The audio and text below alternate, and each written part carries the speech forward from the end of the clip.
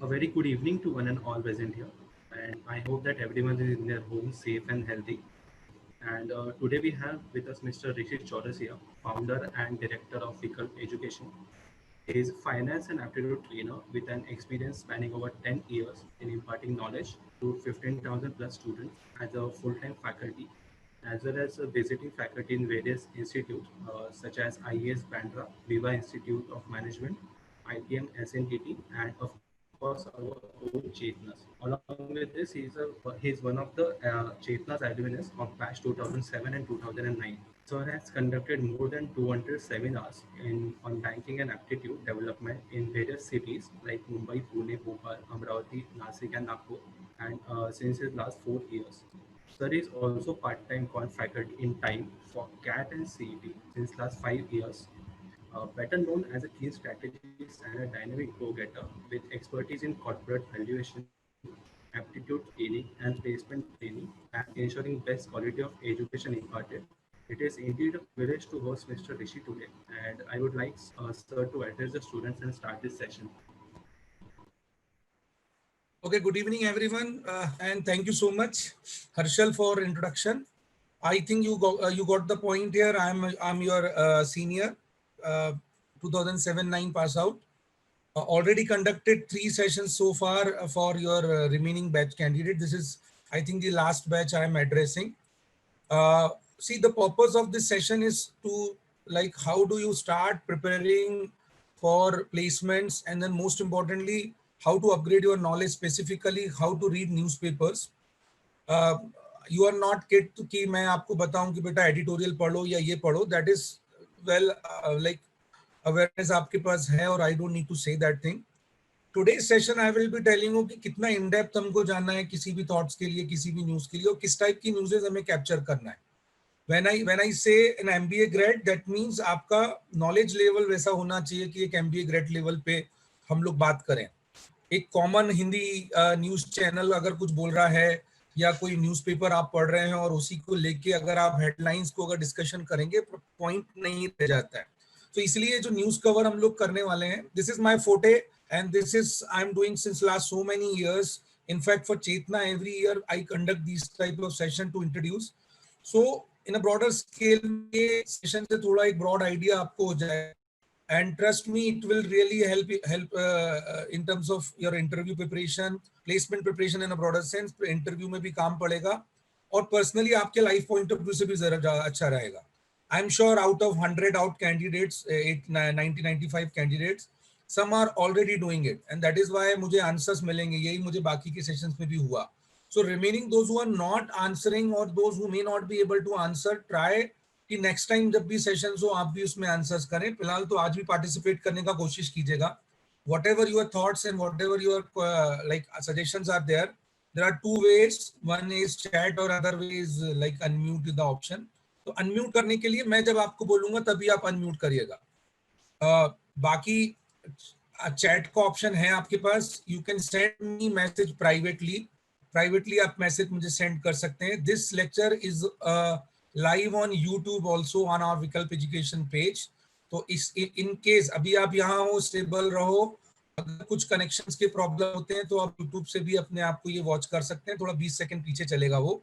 दूसरी बात, रिकॉर्डिंग भी है, तो मैं आपको रिकॉर्डिंग भी शेयर करूंगा प्लेसमेंट्स के साथ. They may forward you the recording also, तो उसमें से भी आप डिस्कशन कर पाएंगे.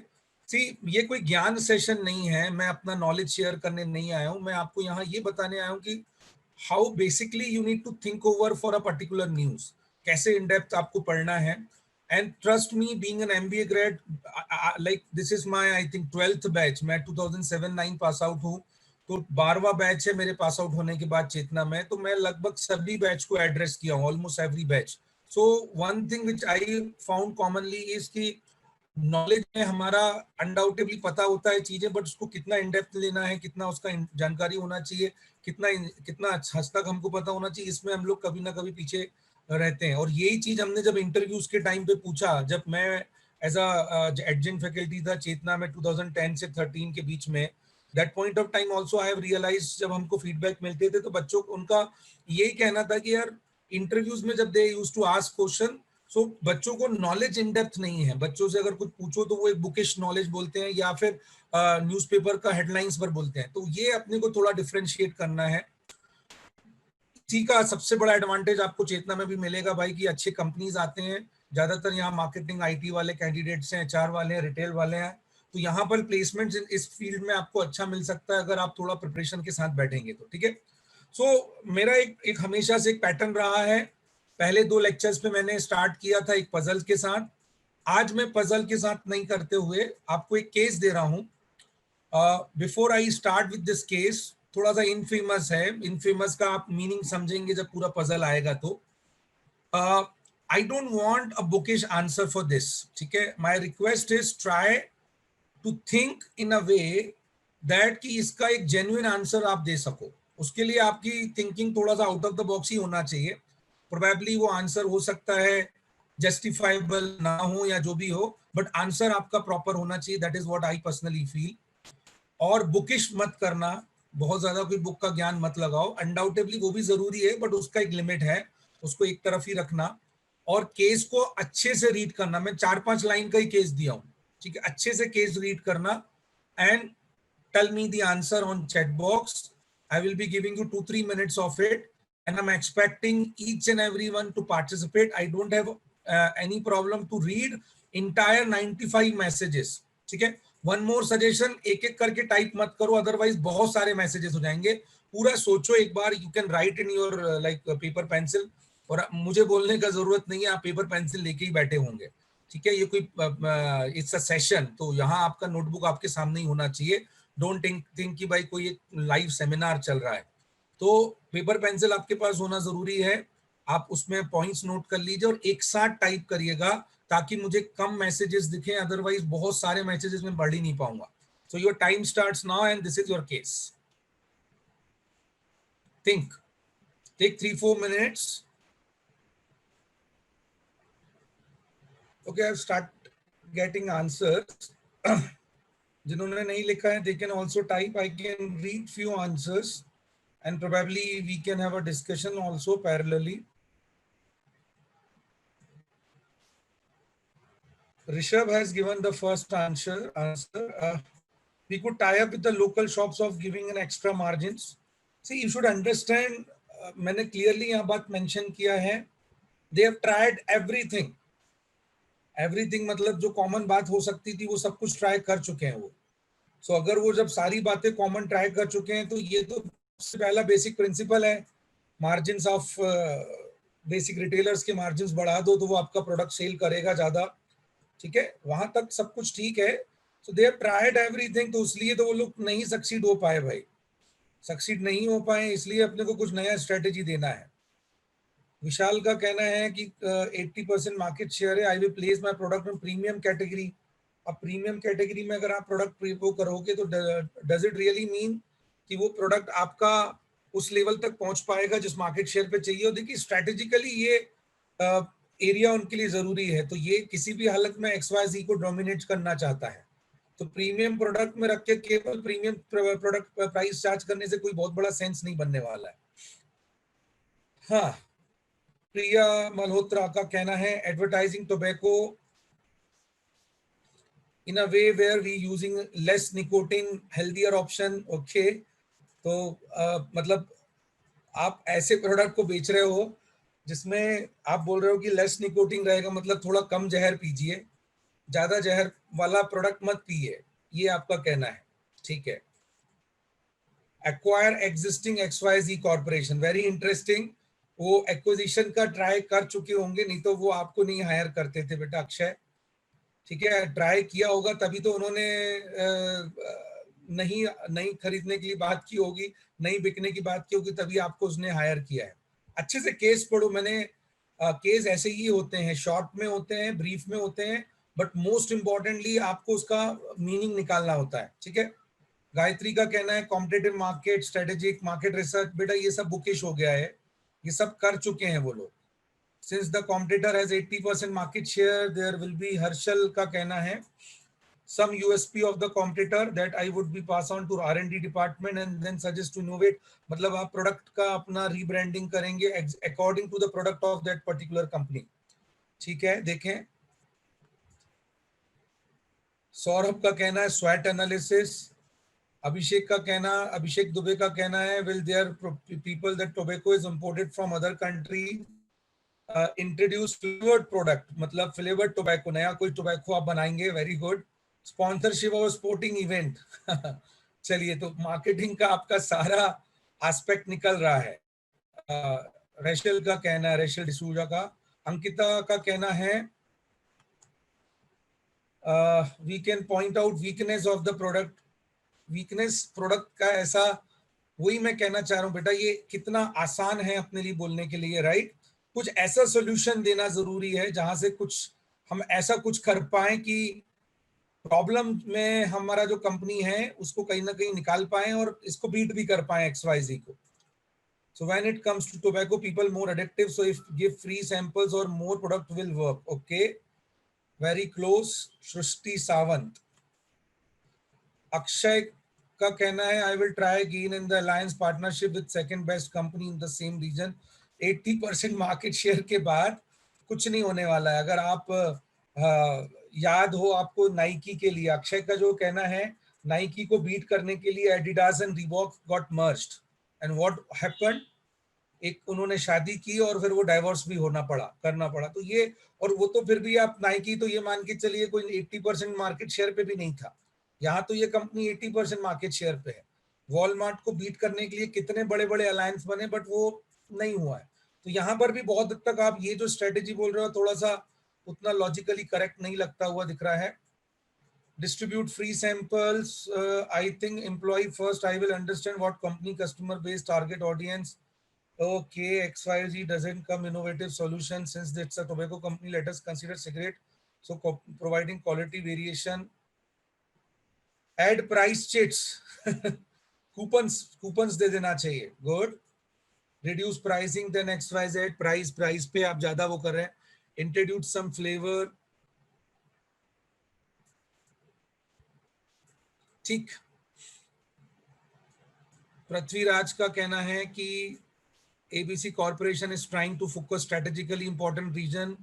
80% it will difficult for ABC to merge their product in the important region. So I would plan a focus region where XYZ absent and capture those region. नहीं ना बेटा, वही मैं आपको कह रहा हूँ, पढ़ो केस में लिखा है कि वो strategic important region है, अफ्रीका में उसका भविष्य खतरे में पड़ जाएगा अगर वो लोग नहीं रहेंगे तो। Online cigarettes, Nikita Chawla, very interesting answer. Online cigarettes, build strong distribution channel, माल तो श्रुति को का कहना है कि स्ट्रॉन्ग डिस्ट्रीब्यूशन चैनल, माल खरीदने को कोई तैयार होगा तो डिस्ट्रीब्यूशन चैनल भी अपन लगा लेंगे, ठीक है। ओके, सो काफी सारे answers and most importantly purpose is not the answer, purpose is your participation. See this is a lovely form of learning. I personally feel आज आप अलग अलग शहरों में हैं, मैं खुद भी एक अलग शहर में हूं, मैं खुद भी आज मुंबई में नहीं हूं, तो उसके बाद भी हम आज कनेक्टेड हैं और उस कनेक्शन को हम लोग काफी हद तक यूटिलाइज कर सकते हैं। That is why I have kept this case study. Everyone should participate. I think most of you have answered, more than 60% लोगों ने आंसर किया। Those who have not answered probably उनको आंसर उनके दिमाग में होगा और उन्होंने कॉपी में लिखा होगा, ठीक है। नाउ ये केस पे आता हूं मैं ऑन दिस, मतलब स्ट्रेट अवे। ये केस में अगर आप देखेंगे कुछ बातों को आपको एनालाइज करना है। एक टोबैको कंपनी है, ठीक है। दूसरी बात ये है कि उन्होंने सारी बातें, सारी चीजें ट्राई कर चुके हैं, और सबसे इंपॉर्टेंट बात है कि जिस रीजन को वो टारगेट कर रहे हैं, जिस पर्टिकुलर एरिया को टारगेट कर रहे हैं, वो इतना इंपॉर्टेंट है क्योंकि उनका पूरा फ्यूचर प्रोस्पेक्ट उस पूरे कॉन्टिनेंट पे, तो अफ्रीकन कॉन्टिनेंट पे पूरा प्रोस्पेक्ट डिपेंड करता है कि भाई ये कंपनी को बीट कर पाए। देखिए कैसा होता है, आप इसलिए ये केस रखा हूं क्योंकि इससे रिलेटेड बहुत सारे केसेस आपको करने चाहिए। इफ एट ऑल अगर आप किसी एग्जिस्टिंग प्रोडक्ट को, अगर किसी मल्टीनेशनल कंपनी की मैं बात करूं, और अगर एग्जिस्टिंग कंपनी को अगर आपने एग्जिस्टिंग जो लोकल कंपनी है उसको बीट करने की कोशिश नहीं की, तो उसको किसी भी तरीके से साम दाम दंड भेद करके आपको खत्म करना है। एक सबसे क्लासिक एग्जांपल हमारे यहाँ पर कोको कोला का है, जब they have entered into India. So आपको पता होना चाहिए थम्स अप आपको पता है कि ये किसका ब्रांड था? You can write me on chat box, Thums Up पहले किसका ब्रांड था? और you can unmute and answer, come on. Yes, I am getting answers. Let me see.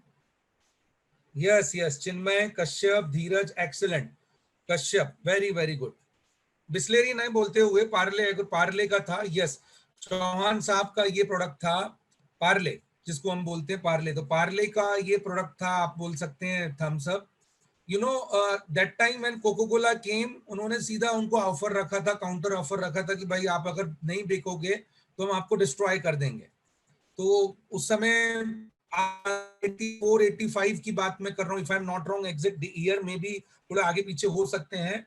तो आज से 20 मतलब करीब करीब 25 30 35 साल पहले की ये बात हो गई है, 30 इयर्स बिफोर। तो जब इतना बड़ा 30 इयर्स बिफोर की बात है, उस समय तो आप आज की कंडीशन देखिए तो भी उतना कोई बहुत ज्यादा कंजम्पशन नहीं है, फिर भी आज अच्छा खासा ब्रांड है। बट आज से 30 साल पहले तो कोई इतना बड़ा ब्रांड नहीं था, तो भी उस समय भी थम्स अप नंबर 1 बिकता था भाई। तो जब कोको कोला एंटर किया, उन्होंने सिंपल ऑफर काउंट रखा एंड चौहान साहब को वो एक्सेप्ट करना पड़ा। और समहाउ आज जानते हैं कि आज Thums Up is a brand of Coca Cola and Thums Up is still number 1 brand in India. Cola के कंसिडरेशन में अगर देखें तो कोको कोला हमारे यहाँ नहीं बिकता। आई थिंक कोको कोला या तो सेकंड पे होगा या थर्ड पे होगा, पेप्सी के बाद ही होगा मुझे लगता है, ब्लैक फ्लेवर में, ब्लैक वाले में। तो कुछ कंपनियां बिक जाती हैं, कुछ कंपनियां नहीं बिकती हैं, और अगर कंपनी बिकने वाली होती तो ये केस आपको नहीं दिया होता था। इसलिए एक्वायर करने का तो रास्ता ही खत्म हो गया। अब अगर आपको हायर किया है तो भाई कुछ ना कुछ आपको दिमाग लगाना पड़ेगा, जिसको हम तिकड़म लगाना पड़ेगा बोलेंगे। सो आंसर जो है, मैंने आपको बोला था कुछ भी सोचिए, मैंने ये नहीं बोला था कि आपको हमेशा इथिकली सोचना है। अनडाउटेबली आपको पढ़ाया ही ऐसे जाता है, यही बुक का और प्रैक्टिकल लाइफ का डिफरेंस मैं आपको समझा रहा हूँ। बुक में जो पढ़ाया जाता है आप लोगों ने वही आंसर किया है, और मैं भी पहली बार अगर आप मुझसे पूछोगे तो मैं भी यही आंसर करूंगा, सर प्राइसिंग कम कर दो, फ्लेवर्ड प्रोडक्ट ला दो, मार्जिन दे दो रिटेलर्स को, एक्वायर कर लो कंपनी को, 20% मार्केट शेयर को वो कर लो। ये सारे आंसर जो आए मैं परफेक्टली एग्री कर रहा हूँ। बट जैसा मैंने बोला ना, आउट ऑफ द बॉक्स इसमें लिखा हुआ है थिंकिंग होना चाहिए था। So out of the box thinking ऐसा है कि इसका प्रोबेबल आंसर ऐसा है, एंड एक्चुअली ये रियल केस है। ये केस मैंने कोई आर्टिफिशियल केस नहीं बनाया। I don't want to take a name of that company. आप चाहिए तो पता कीजिए अपनी अपनी कैपेबिलिटी के हिसाब से, एग्जैक्टली ये हुआ है अफ्रीका में। तो हुआ ये था भाई कि ये सेम सिचुएशन थी, और वो company somehow XYZ corporation is not accepting the terms of ABC and they have a so strong loyalty between the customer कि वो बीट ही नहीं हो रहा था किसी भी एंगल से, सारे एंगल्स ट्राई किए। तब फिर देखिए जो जो कंपनीज होती है ना, multinational company, they are very very profit minded, ठीक है ना, उनको पैसा कमाना है, दे आर वेरी एग्रेसिव। ये ही पॉइंट आपको दिमाग में रखना था। वो कुछ भी करेंगे, साम दाम दंड भेद जो हम लोग बचपन से सुनते आ रहे हैं, ये स्ट्रेटेजी वही स्ट्रेटेजी में से जो भी स्ट्रेटेजी हो सकता है वो उसको अपनाते हैं। जब सारी स्ट्रेटेजीज होती है ना तो वो जाते हैं प्रोडक्ट को किल करने पे।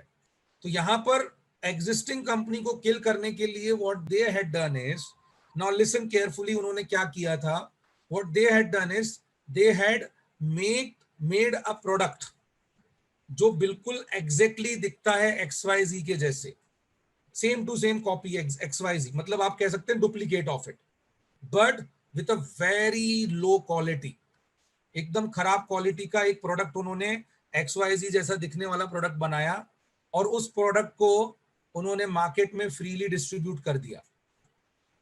अब बहुत सारे लोगों को ये पता नहीं चल पाया कि ओरिजिनल कौन सा है, डुप्लीकेट कौन सा है। एंड जब ओरिजिनल और डुप्लीकेट में डिफरेंस नहीं समझ में आया, लोगों ने डुप्लीकेट प्रोडक्ट लिया। अब अगर प्रोडक्ट की क्वालिटी बहुत खराब है तो स्वाभाविक सी बात है रिजल्ट्स क्या होंगे, लोग उसके साथ में हेल्थ इश्यूज चालू हो गए और वो बीमार होना पड़ने चालू हो गए।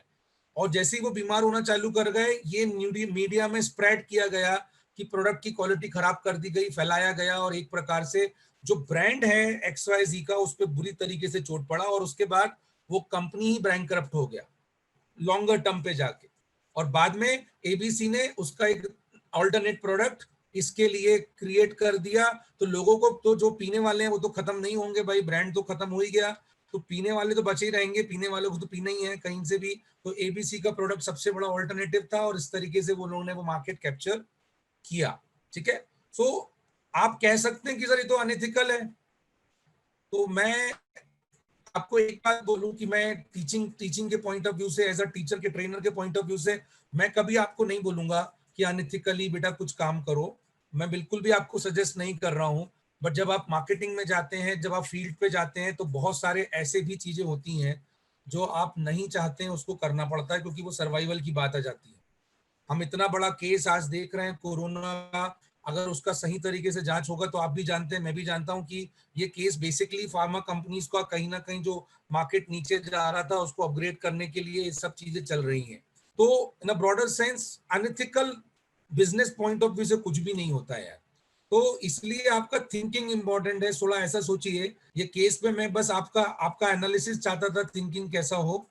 एंड मैं शायद पूरे लोगों के पढ़ भी नहीं पाया, मैंने मैक्सिमम पढ़ने की कोशिश की। अगर किसी ने ऐसा आंसर दिया है तो वेरी गुड, आपकी थिंकिंग काफी मतलब डायनामिक है। मैं ये नहीं कह रहा हूँ कि बहुत अच्छी बोलूंगा मैं 100%, बट बहुत डायनामिक है। एंड ये डायनामिक थिंकिंग आपको काफी काम पड़ेगा एक्चुअली जब आप प्रैक्टिकली फील्ड पे जाएंगे, क्योंकि अगर आप सेल्स के जॉब में हैं तो ये बहुत रिक्वायर्ड है कि आप कैसे सोचते हैं चीजों को लेके। ठीक है, तो I hope you understood it. Anyone want to add anything और want to say something about my solution? Being a marketing guy or being a MBA grad, मैंने आपको बता दिया. Yes, anyone want to say, they can unmute their audio and then tell me. Myself, Ankita Suvarna. So, Yes, Ankita. sir, didn't the XYZ Corporation take some action over it to prove themselves right and the ABC Corporation wrong? They might have discovered that, right? आपको लगता है बड़ी company discover कर पाती हैं? बड़ी company के खिलाफ, मल्टीनेशनल के खिलाफ कभी हो पाता है? आप अगर डीप एनालिसिस लेंगे अंकिता, यू विल फाइंड ऐसे सैकड़ों केसेस हैं। ये तो मैंने टोबैको बनाया, और टोबैको का भी इसलिए बताया क्योंकि टोबैको इज अनएथिकल प्रोडक्ट। ठीक है, तो वो प्रोडक्ट ही अनएथिकल है तो चीजें भी अनएथिकल किया, तो जो लीगल एक्शंस वगैरह बेटा वो सब कोई मतलब नहीं रह जाते। कंपनीज बैंकरप्ट हो गया XYZ, तो क्या बचा फिर उसके बाद? Okay. राइट, तो पॉइंट ही नहीं रह गया। जब आप लीगल एक्शन भी ले लोगे भी तो भी क्या कर लोगे आप मुझे बताओ? ABC का क्या कर लोगे आप? कुछ नहीं कर पाओगे। ठीक सर, अंशुमान ये, हेलो सर। हाँ जी, बोलिए। हाँ सर, ये आपने जो एनालिसिस किया, so my thinking was, is there any possibility कि अपने मैगी के साथ ये हुआ रहे? बिल्कुल बिल्कुल, मैगी नहीं, उसके पहले तो आप उसका देखिए, कैडबरी, अमिताभ बच्चन साहब को उतारना पड़ा। यस सुनो, यस। कैडबरी के में कीड़े निकाले गए, डाबर के इसमें हनी में बहुत ज्यादा वो बताया। तो ये कॉमन है, this is a common practice and you have to understand and start reading it. I will not suggest कि कभी आपको ये किस्मत में ये कभी करने को पड़े, but I don't know, you don't know. ठीक है चलिए आगे बढ़े। Yes sir, definitely. ये एक सिंपल सजेशन है बेटा मेरे लिए आपको। मैं भी हिंदी मीडियम से ही हूँ और छोटे से शहर से हूँ, MP के एक छोटे से शहर से। So I have realize this thing when I join MBA, trust me. First time मेरा MBA में ही इंग्लिश में मैंने पेपर लिखा था। सो reading is one thing which actually has given me a platform where I can speak. That trust me, initially my career started with just मेरा एक time pass था कि मैं पढ़ाना था, मुझे अपने दोस्तों को पढ़ाता था। बाद में ये मेरा एक हॉबी बन गया, देन फिर वो करियर बन गया, पैशन बन गया, ये इस तरीके से बढ़ा। पर उसके लिए मेरा सबसे बड़ा एडवांटेज रहा मेरा रीडिंग का। So most importantly, if you are not able to speak in good English, that doesn't mean कि आप कुछ अच्छा नहीं कर पाएंगे। इंपॉर्टेंट ये है कि आप रिप्रेजेंट कैसे करते हैं, और ये जो वर्ल्ड है ना, ये रिप्रेजेंटेशन पे चलता है। तो रीडिंग, माय सजेशन, ये स्टेटमेंट को ना आप बिल्कुल बैठा लो दिमाग में। जितना ज्यादा रीड करोगे उतना आपका नॉलेज अपग्रेड होगा, एनरिच होगा, एंड आपका रिप्रेजेंटेशन इंप्रूव होगा, और उसका कोई दूसरा ऑल्टरनेटिव नहीं है। सो कंपल्सरी रीडिंग आप स्टार्ट कीजिए। दूसरा सजेशन जो एज अ सीनियर और प्लेसमेंट गाय मैं आपको देना चाहता हूँ, प्लेसमेंट का मेरा एक्सपीरियंस रहा है। मैं नीना मैम के साथ जब मैं स्टूडेंट था तब भी था, और देन मैं 2010 से 13 में आई वाज विद प्लेसमेंट्स। तो आपके बैच में और मेरे बैच में एक सिमिलरिटी है। 7-9 अगर आपको याद हो थोड़ा, जो आप पढ़ते हैं, 2008 में सब प्राइम क्राइसिस आया था। 7-9 was one of the worst hitted batch for placements. और अगर मैं कहूं तो आपका बैच भी उसी लाइन पे जाता हुआ दिख रहा है। अभी तो बैच कंप्लीट नहीं हुआ है, बट उसी लाइन पे जाता हुआ दिख रहा है। मैं श्योर हूं कि मैं खुद भी ऑप्टिमिस्टिक हूं कि आपको अच्छी कंपनीज आएंगी। बट फिर भी मेरा ये सजेशन है बेटा कि खाली बैठने से ज्यादा अच्छा है कहीं ना कहीं जॉब करना। याद रखना इस बात को, भले ही वो जॉब आपको आपकी कैपेबिलिटी के हिसाब से नहीं मिला हो शुरुआत में, क्योंकि आप याद रखिए पहला कंपनी आपको जजमेंट नहीं देने वाला है। First company is not the last company, first company may not be able to tell you the exact position that you are into, ऐसा कभी भी नहीं होगा। पर इफ बेसिकली अगर आप खाली बैठ गए ना ये पैंडेमिक के टाइमिंग पे, ट्रस्ट में बहुत डिफिकल्ट हो जाएगा फिर। हालांकि आपके पास टाइम है, बट आप भी जानते हैं कि जनरली कंपनीज दिसंबर तक ही आएंगे। So my suggestion is don't think कि बहुत बड़ा कोई पैकेज आएगा। आप चेतना में मार्केटिंग, आप लोग ज्यादा मार्केटिंग वाले बैठे हैं, M3 यहाँ पे आई थिंक बैठा है और साथ में बाकी भी जो है, तो चेतना का एवरेज 6.57 लाख है। तो मैं भी आप इस पैंडेमिक में यही उम्मीद करूं कि इतना आएगा तो ही मैं जाने वाला हूँ। डजंट मीन कि मैं आपको बोल रहा हूँ कि कंप्लीट फील्ड ही शिफ्ट कर लीजिए, पर इतना मेरा कहना है कि अगर आपके काम का कंपनी है, थोड़ा पैकेज में कॉम्प्रोमाइज हो रहा है छोड़ दीजिए, थोड़ा अगर प्रोफाइल में कॉम्प्रोमाइज हो रहा है छोड़ दीजिए, take offer, join that company and then upgrade your knowledge and then आगे वाले समय पे आपको बढ़ना है। ध्यान रखिएगा आप अकेले पीछे नहीं हो रहे हो, हम सब पीछे हो चुकी है, पूरी दुनिया पीछे हो चुकी है, अमेरिका जैसा नेशन पूरा पीछे हो चुका है, तो फिर हम सभी यहाँ पर पीछे हैं, तो हम सबको एक साथ ही लड़के आगे बढ़ना है। बट अगर आप खाली बैठ गए ना तो उसके बाद जो पीछे हो गए ना तो फिर आपको आगे आने में डिफिकल्ट होगा। तो खाली मत बैठना, बस प्लेसमेंट आएगा लेना और अच्छी कंपनी लेना। जब प्लेसमेंट ले लेना, अच्छी मिला तो ठीक, अच्छी कंपनी मिला तो ठीक है, नहीं मिला जो भी अच्छा मिलता है ऑप्शन आपको लेके अपना ज्वाइन करना और उसके बाद फिर अपने आप को आगे अपग्रेड करना। सैकड़ों प्रकार के कोर्सेज हैं, अलग अलग प्रकार की चीजें हैं, आपके पास पूरी जिंदगी पड़ी है। आपकी एज जो होना चाहिए वो 20 से 24 के ब्रैकेट में होना चाहिए। It is very early age, ठीक है। मैं आज इस स्टेज पे आया हूं कि आज मेरे पास एक ऑर्गेनाइजेशन है, सब कुछ है, तो वो आप भी कर सकते हैं, तो ये भी कोई बड़ी बात नहीं है, ठीक है। तो ये सजेशन बेटा याद रखिएगा, मेरा सिंसियर सजेशन है, स्किल्स को एनालाइज करिए, ठीक है। एवरेज पैकेज और हाईएस्ट पैकेज को देखने के पहले ये देखो कि कितने बच्चे रिक्रूट होते हैं उसमें, मेरा स्किल्स क्या है, मैं उसके लिए कॉम्पिटेंट हूं कि नहीं, नहीं तो फिर बहुत डिफिकल्ट हो जाएगा आपको लास्ट मोमेंट पे बाहर निकल पाना ये चीजों पे। क्योंकि मैंने देखे हैं इतने सालों में, मैं आपको बोल रहा हूँ ना, ये एक्सपीरियंस है मेरे बैच से, मैंने देखे हैं अच्छे अच्छे टैलेंटेड बच्चे during the time of pandemic. आप तो फिर भी लकी है कि मार्च में पता चल गया था, हम लोगों के टाइम पे प्रॉब्लम हुआ था कि 2008 में जो प्रॉब्लम आया था वो आया था अगस्त में, जब कंपनीज एकदम लास्ट मोमेंट पे उन्होंने बोल दिया कि आ रहे हैं। मैं खुद फाइनेंस वाला हूं, मेरा ड्रीम कंपनी था क्रिसिल और केयर आता था, मैं पिछले साल के सीनियर्स को हम लोगों ने प्लेस किया, मैंने देखा अपनी आंखों के सामने, और लास्ट मोमेंट पे जब कंपनी ने रिजेक्शन बोलना, मैं भेजना चालू कर दिया कि भैया हम नहीं आ पाएंगे। सो क्या फीलिंग होती है वो मेरे को पता है, मुझे भी बहुत टाइम लगा प्लेसमेंट में लेने के लिए, बहुत समय के बाद में प्लेस हुआ, क्योंकि मैं फाइनेंस के पीछे था और वो गलतियां हमें समझ आई बाद में जाके, तो वो गलती आप मत दोहराइएगा, ये मेरा रिक्वेस्ट है, ठीक है। चलिए लेट अस मूव। मैं इससे शुरू कर रहा हूं। पहला क्वेश्चन मेरा ये है, फुल फॉर्म आरसीईपी का कितने नेशंस हैं, और मोस्ट इंपॉर्टेंटली ये आंसर जरूर करना, इंडिया ने साइन क्यों नहीं किया था। और कल भी और परसों भी एक आई थिंक न्यूज आया है इससे रिलेटेड, वो भी मैं आपको डिस्कस करूंगा, बहुत रेलेवेंट न्यूज है, बहुत इंपॉर्टेंट न्यूज है। एंड ट्राई कि भाई आप इसका एटलीस्ट एक आंसर दे पाए। फुल फॉर्म अगर नहीं बताओ चलेगा, नंबर ऑफ नेशंस गलत बताते हो तो भी चलेगा, बट क्यों साइन नहीं किया था ये पता होना चाहिए आपको इंडिया में। Your time starts now, take 3-4 minutes. Okay, some good interesting answers I have received and are really good thoughts, ठीक है। So जिन्होंने नहीं किया है they can still try. I am giving the answer for first two questions. Yes, there are 16 countries. These are the 16 countries available to you in front of at your screen.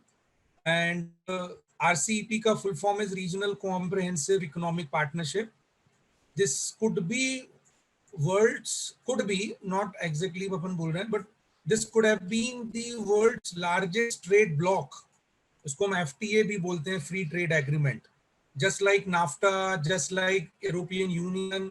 These are world's biggest trade blocs और FTAs, ठीक है, free trade agreement.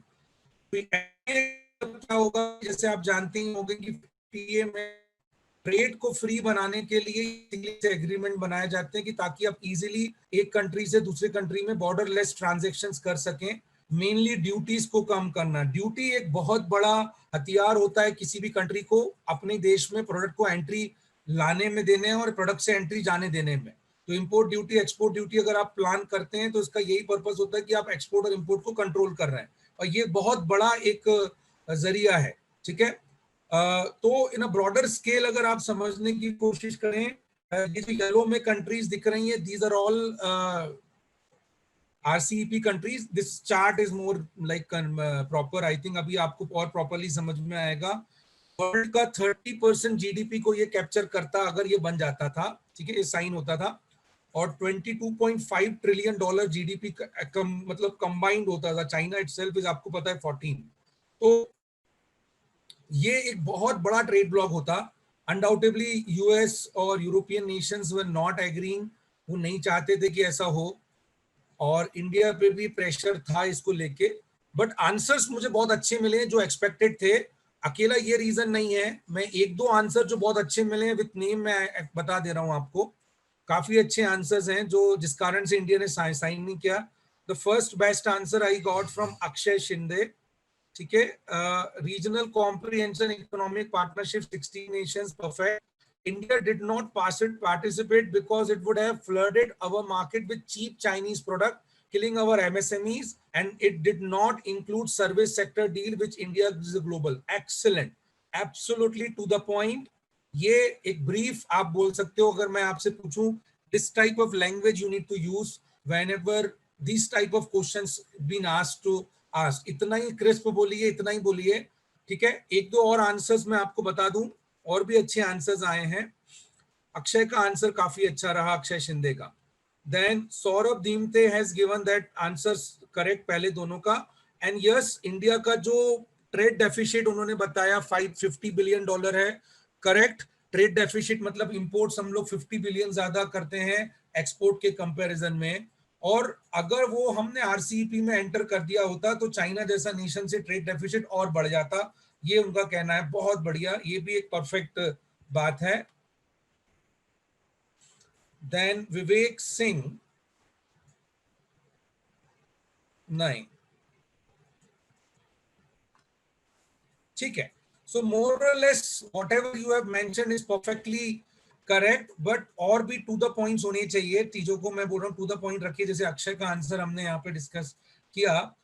सो अगर आप broader scale में समझें, बहुत अच्छी बात है। जब मैं आपको बोलूं इस न्यूज को पता करना है, न्यूज को कैसे एनालाइज करना है, तो हर न्यूज का हिस्टोरिकल पार्ट होता है। मेरे यहाँ लाइट गया है, तो एक मिनट, मैं वीडियो ऑफ कर रहा हूँ, ठीक है। तो am I audible in properly? Yes, sir. Yes, sir. Perfect, perfect, thank you. So मेरा कंसर्न ये थी कि आप जब पढ़ते हैं न्यूज को तो एनालाइज ऐसे कीजिए। सबसे इंपॉर्टेंट पॉइंट है कि आपको पढ़ना पड़ेगा थोड़ा हिस्टोरिकली, आज का प्रेजेंट सिचुएशन क्या है, इसके क्या बेनिफिट्स और क्या डिसएडवांटेज हो सकते थे। आप अगर देख रहे हैं इंडिया ने साइन नहीं किया है, और आज के युग में अगर साइन नहीं कर रहे हो, उसका मतलब ये है कि डिसएडवांटेज उसके ज्यादा थे, इसलिए हमारे पास एडवांटेज कम होंगे, इसलिए हमने उसको साइन नहीं किया। याद रखना, इंडिया कोई मेंबर से हटा नहीं है, RCEP में अभी भी है, बट वो ट्रेड एग्रीमेंट में साइन नहीं किया है। कोई आपने किसी ने लिखा था 16-1 करके 15, ऐसा नहीं है। इंडिया अभी भी पार्ट है, बट RCEP का उसका पर्पस नहीं हो पाया। बाकी ऐसा नहीं है कि आप इंडिया बाहर निकल गया है, बस उसने साइन नहीं किया एग्रीमेंट, ठीक है। तो कुछ बातों को अगर आप समझे, इंडिया एंड चाइना में अगर आप कंपैरिजन देखें, अभी फिलहाल चाइना का बहुत आगे आने वाला है, तो मैं चाइना को नहीं लेता हूं, इंडिया की बात करता हूं। As someone has rightly point out कि India is a service economy. What does it mean? अगर आप ग्लोबल अपना जो इंडिया का GDP देखेंगे, तो GDP को अगर आप 3 हिस्सों में बांटते हैं, एक सर्विस आता है, एक मैन्युफैक्चरिंग आता है, और एक एग्रीकल्चर आता है। तो इंडिया का बेसिकली GDP में जो कंट्रीब्यूशन है वो सर्विस में मोर देन 55% के आसपास कंट्रीब्यूशन आपको मिलेगा। मतलब 100 रुपए का GDP कहां से आता है हमारे पास? बेसिकली फोकस्ड होता है जो सर्विस से आता है, और सर्विस में भी सबसे ज्यादा IT से आता है। हमारे देश का जो खासकर अगर आप ऑब्जर्व करें, इन मैन्युफैक्चरिंग है एंड एग्रीकल्चर है, वो बहुत पुअर है, ठीक है। अब किसी ने यहाँ मेंशन किया था कि एग्रीकल्चर पे बिल्कुल भी इन्होंने बात नहीं की, और एग्रीकल्चर का बड़ा प्रॉब्लम होता। पैरेलली मैन्युफैक्चरिंग के लिए ज्यादा फोकस किया गया और सर्विस पे ध्यान नहीं दिया गया। तो हर एंगल से देखा जाए इंडिया इसमें लॉस पे दिख रहा है। सबसे बड़ा कंसर्न जो इंडिया शो कर रहा था, इंडिया का ये था कि भाई किसी भी सिचुएशन में हम हर हालत में हम इसको गिव एंड टेक का एक सिचुएशन बनाए, गिव एंड टेक का एक रिलेशन बनाए कि अगर मैं आपके प्रोडक्ट्स को अपने देश में मंगवा रहा हूं, मतलब मैन्युफैक्चरिंग जो आपकी अच्छी, क्योंकि स्वाभाविक सी बात है मेरा जो प्रोडक्ट है वो उतना कॉम्पिटिटिव नहीं है, हमको एक्सेप्ट करना ही पड़ेगा। हमारा मैन्युफैक्चरिंग उतना अच्छा नहीं है कि हम चाइना, जापान और कोरिया से कंपेयर कर पाए अपने आप को। तो उनका जब प्रोडक्ट हमारे देश में आता, खासकर चाइनीज प्रोडक्ट जब आता, तो हमारे देश की इंडस्ट्री को थोड़ा थोड़ा तो हट पड़ता ही है, कॉम्पिटिटिवनेस बढ़ता ही। मैं ये नहीं बोलता कि डिस्ट्रॉय करता, बट कंपल्सरी कुछ ना कुछ उसमें इंपैक्ट डालता था। तो हम भी ये चाहते थे कि जब प्रोडक्ट आए तो it's like a give and take. अगर मैं $10 बिलियन का प्रोडक्ट अलाउ कर रहा हूँ ड्यूटी फ्री, तो आप $10 बिलियन की सर्विसेज भी हमसे लो, हमारे आईटी इंडस्ट्री को लो, ताकि मेरा ट्रेड डेफिसिट जो है वो कहीं ना कहीं बहुत हद तक एक बढ़े ना, और कहीं ना कहीं उसको हम लोग रिलैक्स कर सके, कम कर सके, क्योंकि चाइना के साथ ही अपना इतना भयंकर ट्रेड डेफिसिट है।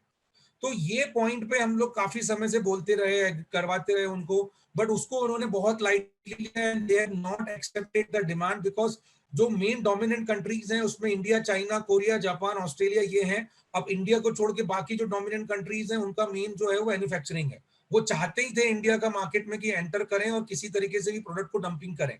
ठीक है। अब दूसरा जो एग्रीकल्चर रिलेटेड प्रोडक्ट था, आपको पता होना चाहिए कि New Zealand is one of the prominent nation for dairy farms के लिए। ये पता कीजिए, ये बहुत इंपॉर्टेंट है। ग्रुप डिस्कशंस वगैरह जब होंगे आपका तो काफी आपको हेल्पफुल होगा कि न्यूजीलैंड भी इसका पार्ट है। अगर हमने एग्रीकल्चर से में अगर थोड़ा सा अगर अपन इसमें भी चलें, डेयरी फार्म्स के प्रोडक्ट्स में भी चल के देखें, तो डेयरी फार्म का जो प्रोडक्ट्स है उसमें अगर न्यूजीलैंड को एंट्री मिल जाती तो वो इतने हाईली कॉम्पिटिटिव प्राइस पे अपने आप प्रोडक्ट को उतार देते डेयरी फार्म के, कि कहीं ना कहीं हमारे पास उस पर्टिकुलर सेक्टर में भी बहुत बड़ा सेटबैक लगता है, जिसमें इंडिया काफी अच्छा कर रहा है। ठीक है, अगर आप देखेंगे मिल्क प्रोडक्शन, घी प्रोडक्शन में इंडिया का जो रैंक है, जितने भी मिल्क रिलेटेड प्रोडक्ट है, इंडिया का रैंक हर चीज में टॉप 5 में मिलेगा आपको वर्ल्ड में प्रोडक्शन वाइज। तो अब अगर न्यूजीलैंड ओपन हो जाता तो कहीं ना कहीं वहां भी प्रॉब्लम होती, एग्रीकल्चर प्रोडक्ट में प्रॉब्लम होती, क्योंकि कई मास लेवल पे एग्रीकल्चर प्रोडक्ट वो लोग दूसरी कंट्री से हमारे यहाँ पे होता। तो ऑन अ ब्रॉडर स्केल अगर आप देखें, हमारे लिए ये लूजिंग साइड पे ज्यादा हो रहा था, गेनिंग साइड पे कम हो रहा था। गेन हम इतना ही करते हैं कि हमको इन्वेस्टमेंट मिलता बड़ा, हमारे पास कंपनीज आती, हमारे यहाँ कंपनीज आती तो हमारे यहाँ का कंपटीशन भी इंप्रूव होता और हमारी पर्टिकुलर स्किल्स भी इंप्रूव होती।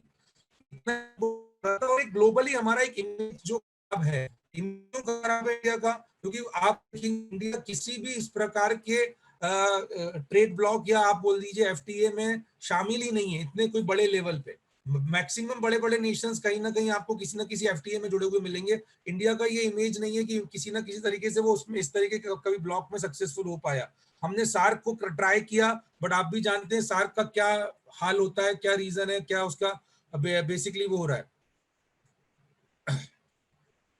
हर्षल का कहना है my voice is breaking, is it? No sir, no. थोड़ा बहुत फ्लक्चुएशन होगा, लाइट गया, यहाँ पानी गिरने लगा है हमारे यहाँ, तो थोड़ा बहुत फ्लक्चुएशन होगा।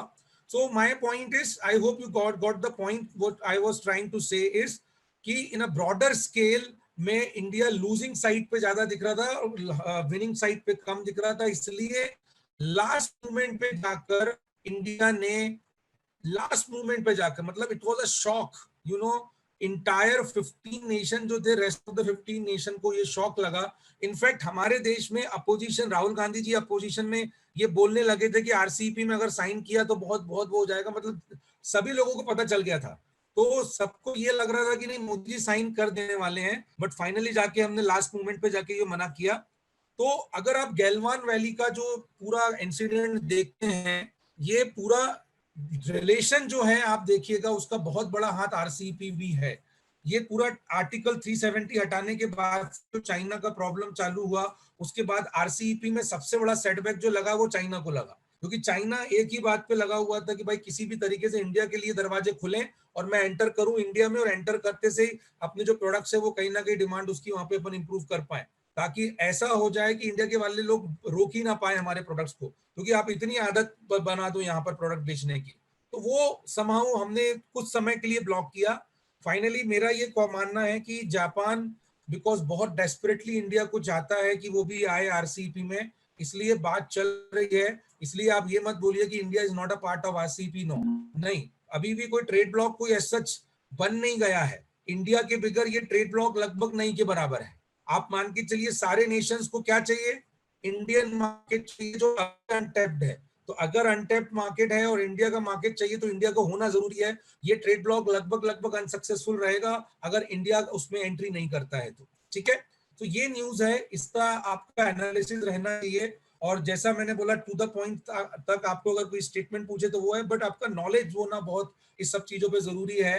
क्योंकि मैंने देखे कंपनीज इंटरव्यूज में करंट अफेयर्स पूछता है, ठीक है, वो जरूर पूछेगा कि your opinion on this particular news.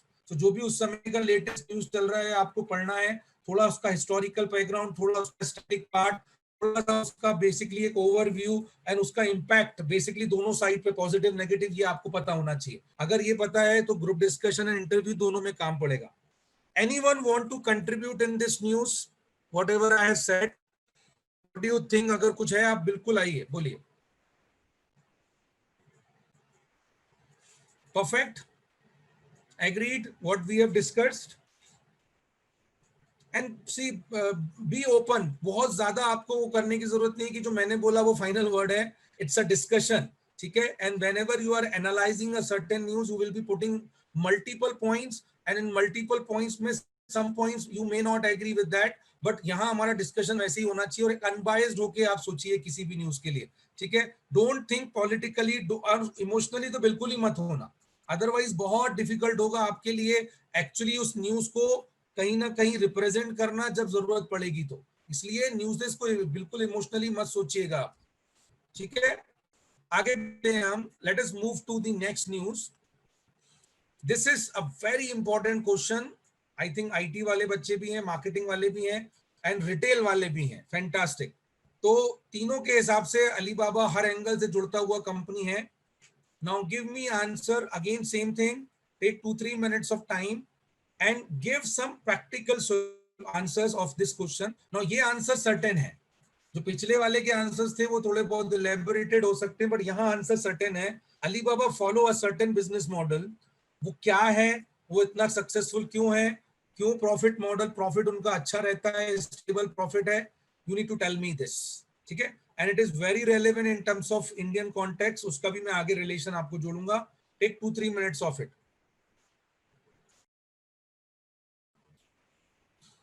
Okay, I start getting answers. Some are very interesting answers, but first of all, चलिए तो some interesting answer. Let me tell you. अच्छा चलो एक क्वेश्चन का और आंसर कर दो कि how it is different from Amazon and eBay. Basically आप लोगों ने दिया है आंसर किसी किसी ने बीच में, बट बहुत सारे लोगों का आंसर उस लाइन पे नहीं है। That is why I am asking how Alibaba is different from Amazon. Sir, yes Alibaba, Tejas here. Alibaba is B2B and B2C platform, but Amazon in only B2C, means they're offering services to customer only. Good. Can anyone tell me India's Alibaba not got successful that much? India's Alibaba. Sir, India Mart. Fantastic. Name, आपका नाम कौन? Sir, Tejas. तेजस बेटा, ठीक है Tejas. Good Tejas. Okay so that's it. I think बहुत सारे answers मिल गए हैं मुझे। तो मैं जब आप इस न्यूज को एनालाइज करेंगे तो मैं चाहता हूं आप कितना एनालिसिस करें और वो मैं आपको थोड़ा सा एलैबोरेट कर दूं। मोर और लेस आप जानते हैं, बट उसमें कुछ चीजें मिसिंग है मोर और लेस सबके लिए। पहली बात, we need to understand the different model होते हैं बिजनेसेस के। यहाँ पर अलीबाबा का जो बिजनेस मॉडल है वो फोकस्ड है B2B पे।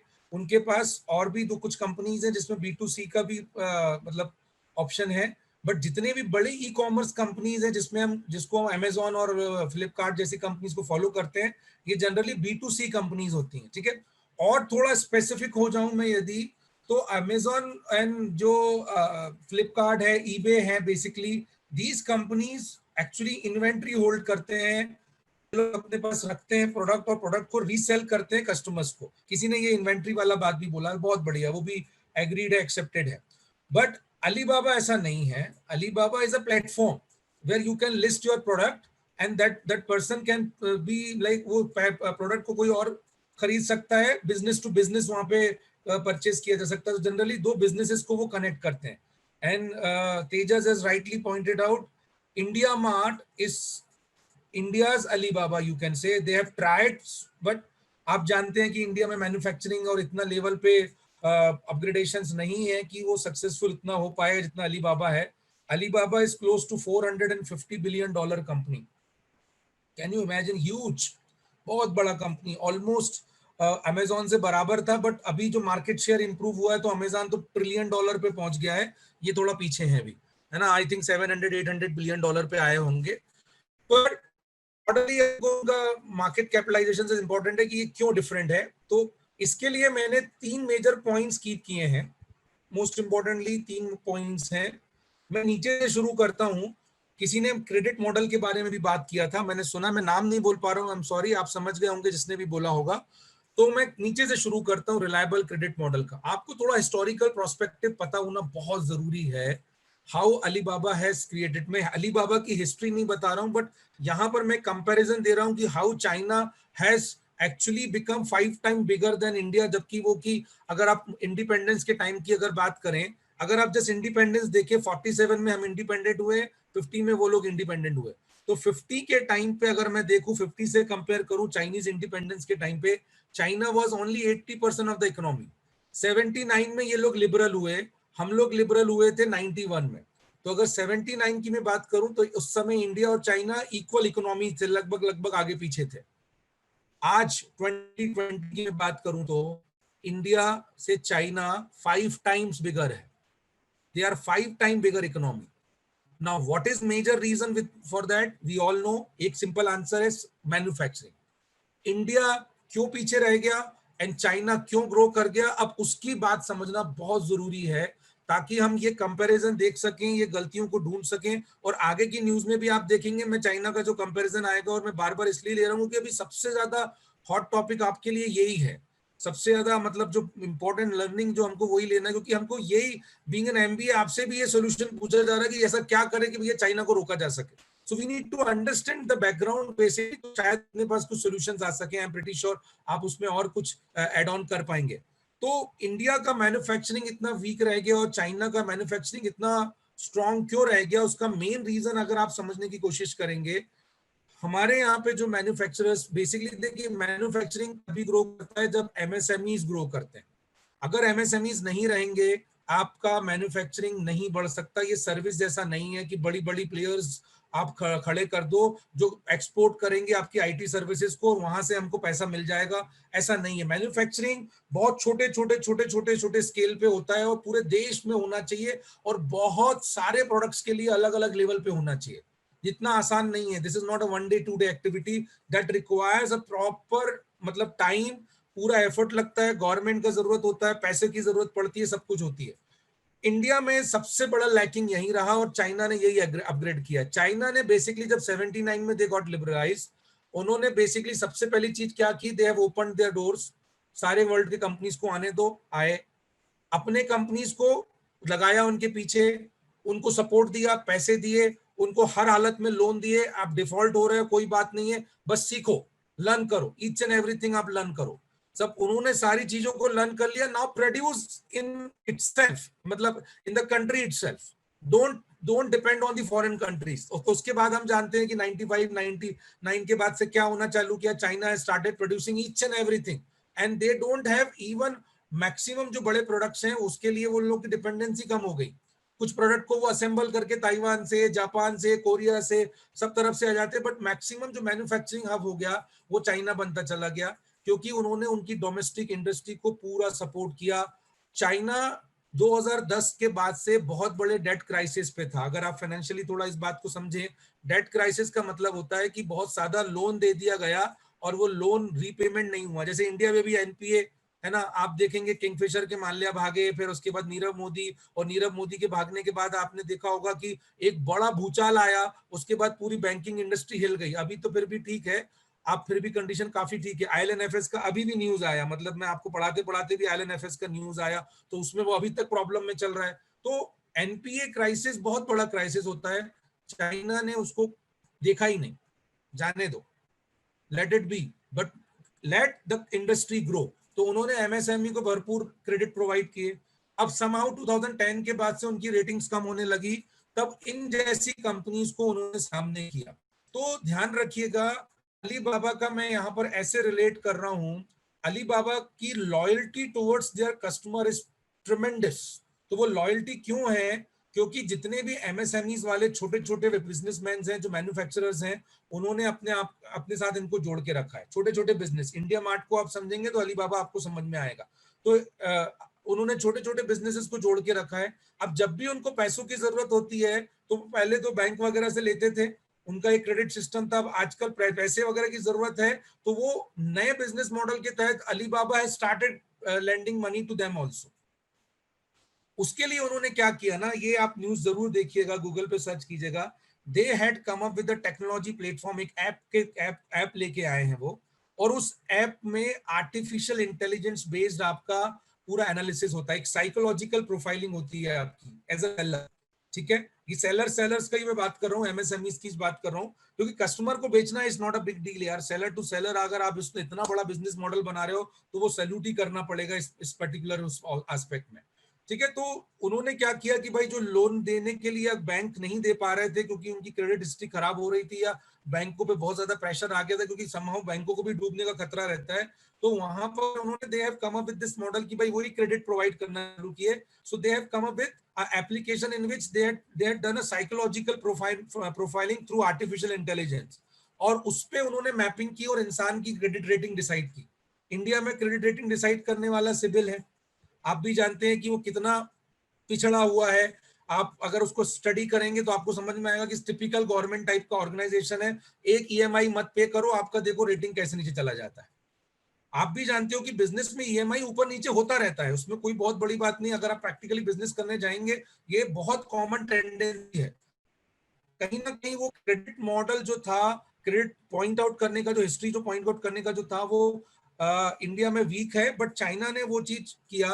टेंसेंट अभी अपन आगे और देखेंगे, एंड अलीबाबा, ये दो बिग जाइंट्स हैं वहां पे। ठीक है, बैट के नाम से जाना जाता है, बैट। ठीक है, बैट में बी इज बैडू, गूगल। ठीक है, अभी आगे मैं लूंगा। A stand for Amazon, Alibaba, and T stand for Tencent. तो ये तीन बिग जाइंट्स हैं वहां के। ठीक है, तो वो यूएस के भी ऐसे ही जाइंट्स हैं। तो ये तीन बिग जाइंट्स में से अलीबाबा एंड टेंसेंट को जिम्मेदारी दी थी भाई कि ऐसे मॉडल बनाने की। सक्सेसफुली उन्होंने बनाया। मैं अभी आर्टिकल पढ़ रहा था, मैंने कुछ महीनों पहले ये आर्टिकल देखा था, उसमें ये क्रेडिट मॉडल के बारे में बताया था कि उसका सक्सेस इतना जबरदस्त है कि ओनली 1% उनका डिफॉल्ट है, मतलब 1% एनपीए है, और ₹1 का लोन जा रहा है। भाई any given the profitable model है। 3, 4, 5% तो आप मान के चलिए बहुत कॉमन होता है एनपीए, और उसमें अगर 1% आ रहा, तो टेक्नोलॉजिकल प्लेटफॉर्म का इस्तेमाल करके they had come up with the credit model. इससे और उनकी जो बोल सकते हैं आप क्रेडिट है टुवर्ड्स कस्टमर, वो लॉयल्टी उनकी बहुत तगड़ी बढ़ गई। तो ये क्रेडिट मॉडल पहला उनका एक रीजन है, मतलब तीसरे से मैं शुरू कर रहा हूँ। अनडाउटेबली पहला रीजन सबसे इंपॉर्टेंट है, इसको मैं अगली स्लाइड में लूंगा। सेकंड, किसी ने बोला था कि they don't charge money fees, ये भी बहुत परफेक्टली आपने मैं एग्री करता हूं। किसी ने ये बात भी मेंशन की थी कि लिस्टिंग का वो चार्ज नहीं लेते, बिल्कुल परफेक्ट। अगर आप देखेंगे Alibaba is charging for what, they are charging for technology. तो टेक्नोलॉजी फीस के लिए वो चार्ज कर रहे हैं। लाइक जूम पे हम सेशन ले रहे हैं, जूम पे हमारा एक पेड वर्जन है, तो जूम पे मैं एक अमाउंट ऑफ मनी पे कर रहा हूँ टेक्नोलॉजी के लिए उसको, पर मैं जूम से ये एक्सपेक्ट नहीं कर रहा हूँ मेरा। ठीक है, तो यहां पर आपको ये ध्यान रखना है कि अलीबाबा एक टेक्नोलॉजी प्लेटफॉर्म के तौर पे प्रोवाइड करता है, और एडवर्टाइजमेंट के लिए पैसे चार्ज करता है। अगर आप एडवर्टाइज करोगे तो पैसे, तो यहां से क्या होता है ना, उसकी इनकम का जो मॉडल, प्रॉफिट मॉडल है, वो सस्टेनेबल हो जाता है। आप मुझे एक बात बताइए अपने लॉजिक से, आपके हिसाब से there are two types of broadly ecommerce के दो बिजनेस मॉडल है, ब्रॉडर टू मॉडल्स। एक होता है इन्वेंट्री बेस्ड और एक होता है market based. Alibaba is market based, it's not an inventory based. लगभग उसकी तो दूसरी कंपनियां हैं वो inventory, but Alibaba itself is not a inventory based. बाकी जितनी भी कंपनीज हम लोग देखते हैं अपने अराउंड में, e commerce company typical like Flipkart हो गया या अमेजोन हो गया, ये मार्केट इन्वेंट्री बेस्ड भी है. ये ऐसा नहीं मार्केट बेस्ड नहीं है, यहाँ पर भी आप लिस्ट कर सकते हो प्रोडक्ट, बट ज्यादा इनका इन्वेंट्री है, ज्यादा इन्वेंट्री ये लोग होल्ड करते हैं. Just tell me as per your knowledge, आप अनम्यूट करके कोई भी बोल सकता है, which is more profitable, inventory based और market based? Market based, sir. Sir, inventory based. So it will be market based because inventory का खर्चा अलग से आएगा. There will be costing for There are maintaining many the yes. storage and everything. There is risk factor. The biggest factor is risk involved. अगर आप थोड़ा सा इसको गूगल भी करें और डीप में स्टडी करें, you will find this, inventory based is more profitable than market based, because आपको ये जरूर लग रहा है कि इन्वेंट्री होल्ड करने का कॉस्ट है और वो कॉस्ट है, बट कैन यू इमेजिन कि the price they buy product. See, जब आप सीधे सैमसंग से टीवी खरीदोगे वो भी मिलियंस में, तो सोचो क्या प्राइस पे आपको मिलेगा और वो क्या प्राइस पे आप बेच सकते हो उसको, एमआरपी क्या होता है, उसका क्या होता है. तो अगर आप एनालाइज करेंगे इन्वेंट्री बेस्ड, अनडाउटेबली अंशुमन का कहना है कि थोड़ा रिस्की है, वो तो रिस्की रहता ही, इन्वेंट्री बेस्ड रहेगा तो भाई उसमें होल्ड करने का रहता है, but profit wise inventory based ज्यादा अच्छा है. अमेजॉन इतना सक्सेसफुल इसलिए हुआ, जेफ बेजोस को आप इसलिए इतना मान सकते हो कि भाई वो आदमी इतना जबरदस्त सक्सेसफुल इसलिए हुआ कि the way he bargain things, उसकी बार्गेनिंग पावर आप देखिएगा इतनी ट्रमेंडस है. बड़ी बड़ी कंपनीज को बार्गेन करके जो इन्वेंट्री होल्ड करके वो रखते हैं अपने पास, इसलिए उनका प्रॉफिट इतना सक्सेसफुल रहा. और उनका वो one of the e commerce company है इन्वेंट्री बेस्ड, जिसका जो प्राइस है, जिनका जो कॉस्ट है वो ₹1 से कम आता है, मतलब ₹1 के प्रोडक्ट को होल्ड करने पे ₹1 से कम आता है उसका प्राइस. तो ये उनका मॉडल है. तो इन्वेंट्री बेस्ड आप ध्यान रखिए ज्यादा प्रॉफिटेबल है मार्केट बेस्ड. फिर भी अलीबाबा का प्रॉफिट मार्केट बेस्ड होने के बाद भी ज्यादा अच्छा है, क्योंकि उसका रीजन मैं पहले ही बता चुका हूं आपको. दो बेसिक रीजन थे जो अपन ने डिस्कस किया. टेक्नोलॉजी प्लेटफॉर्म के लिए चार्ज कर रहे हैं, तो टेक्नोलॉजी के लिए चार्ज करने का मतलब है भाई वो तो चार्ज आपको देना ही पड़ेगा. मैं भी अब जूम अप्लाई करूंगा या मैं कुछ और ऐप लूंगा तो मुझे देना पड़ेगा, और कोई भी देगा तो वो देना ही देना. दूसरा, अगर आप एडवर्टाइजिंग करोगे, अब आपको नेशनल लेवल पे एडवर्टाइजिंग करना है तो उसका आप ले लो. तो कहीं ना कहीं ये डिपेंड करता है particular person. And most important thing, entry easy है, एंट्री फ्री है. आप जाओ, जाके लिस्ट कर लो, अपना प्रोडक्ट डाल दो, अगर आपके ऊपर दम है तो आप बेच लो खुद ही, कोई दिक्कत नहीं. अगर मार्केटिंग चाहिए तो आप मेरे पास आइए, मैं आपको करेंगे. तो प्रॉफिट मॉडल जो है, although market based is not that successful और that profitable as compare to inventory based, फिर भी अलीबाबा का प्रॉफिट देखेंगे काफी उनका मतलब काफी सस्टेनेबल है, काफी रिलायबल है आप अगर कंसीडर करेंगे तो. ठीक है, तो ये दो मेजर रीजन मैंने आपके सामने शेयर किए, प्रॉफिट मॉडल और इसके. आप मुझे बाद में ऐड कर लेना. अब मैं आता हूं यूनिक बिजनेस मॉडल पे. कोई भी मुझे बताएगा, before I move to the other slide, can you name the other companies who into the ecommerce business? Don't give me transport company और ये सप्लाई चेन वाला कंपनी का नाम मत देना, ये अली एक्सप्रेस वगैरह नहीं. इनकी और भी कंपनीज हैं अलीबाबा की जो इसी बिजनेस में, ई कॉमर्स में.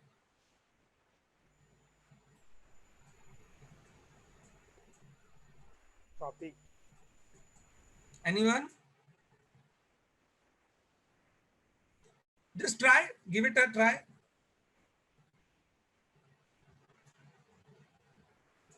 Paytm. अरे मैं इंडिया की बात नहीं कर रहा हूँ. So there's one company which No, is no, no. working in Malaysia. Hello, sir. N.Financial 16088.com. नहीं बेटा, ये सब अब आप मुझे बताइए. मैं ब्रॉडर स्केल में आपसे डिस्कशन करूंगा. छोटा छोटा कंपनीज तो बहुत सारे ऐसे तो फिर अपन काउंट ही करते खत्म हो जाने वाले.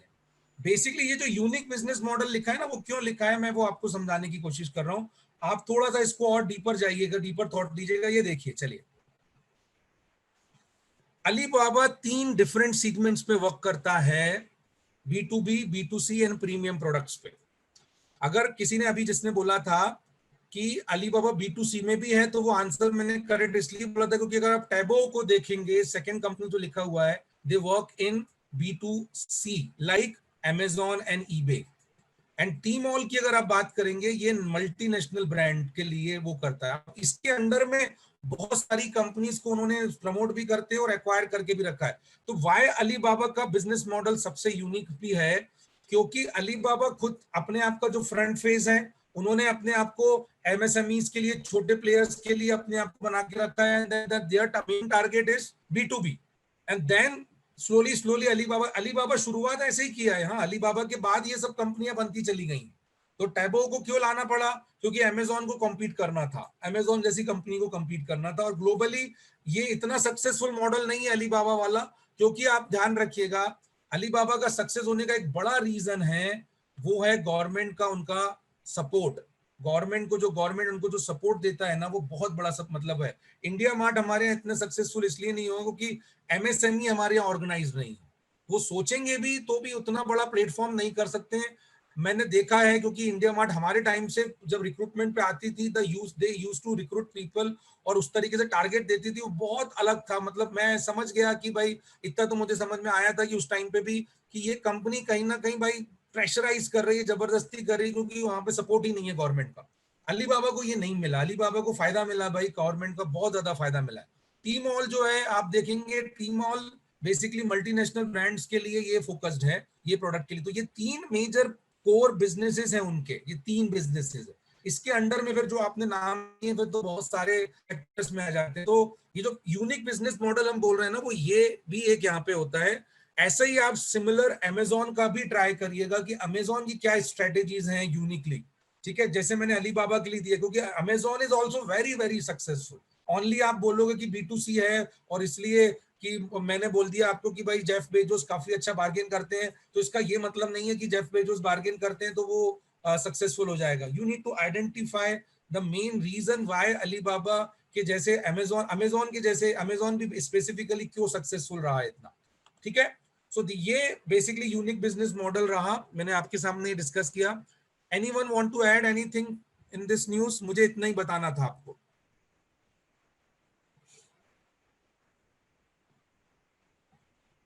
एनीवन? ठीक है, तो shall I proceed further? Yes, sir.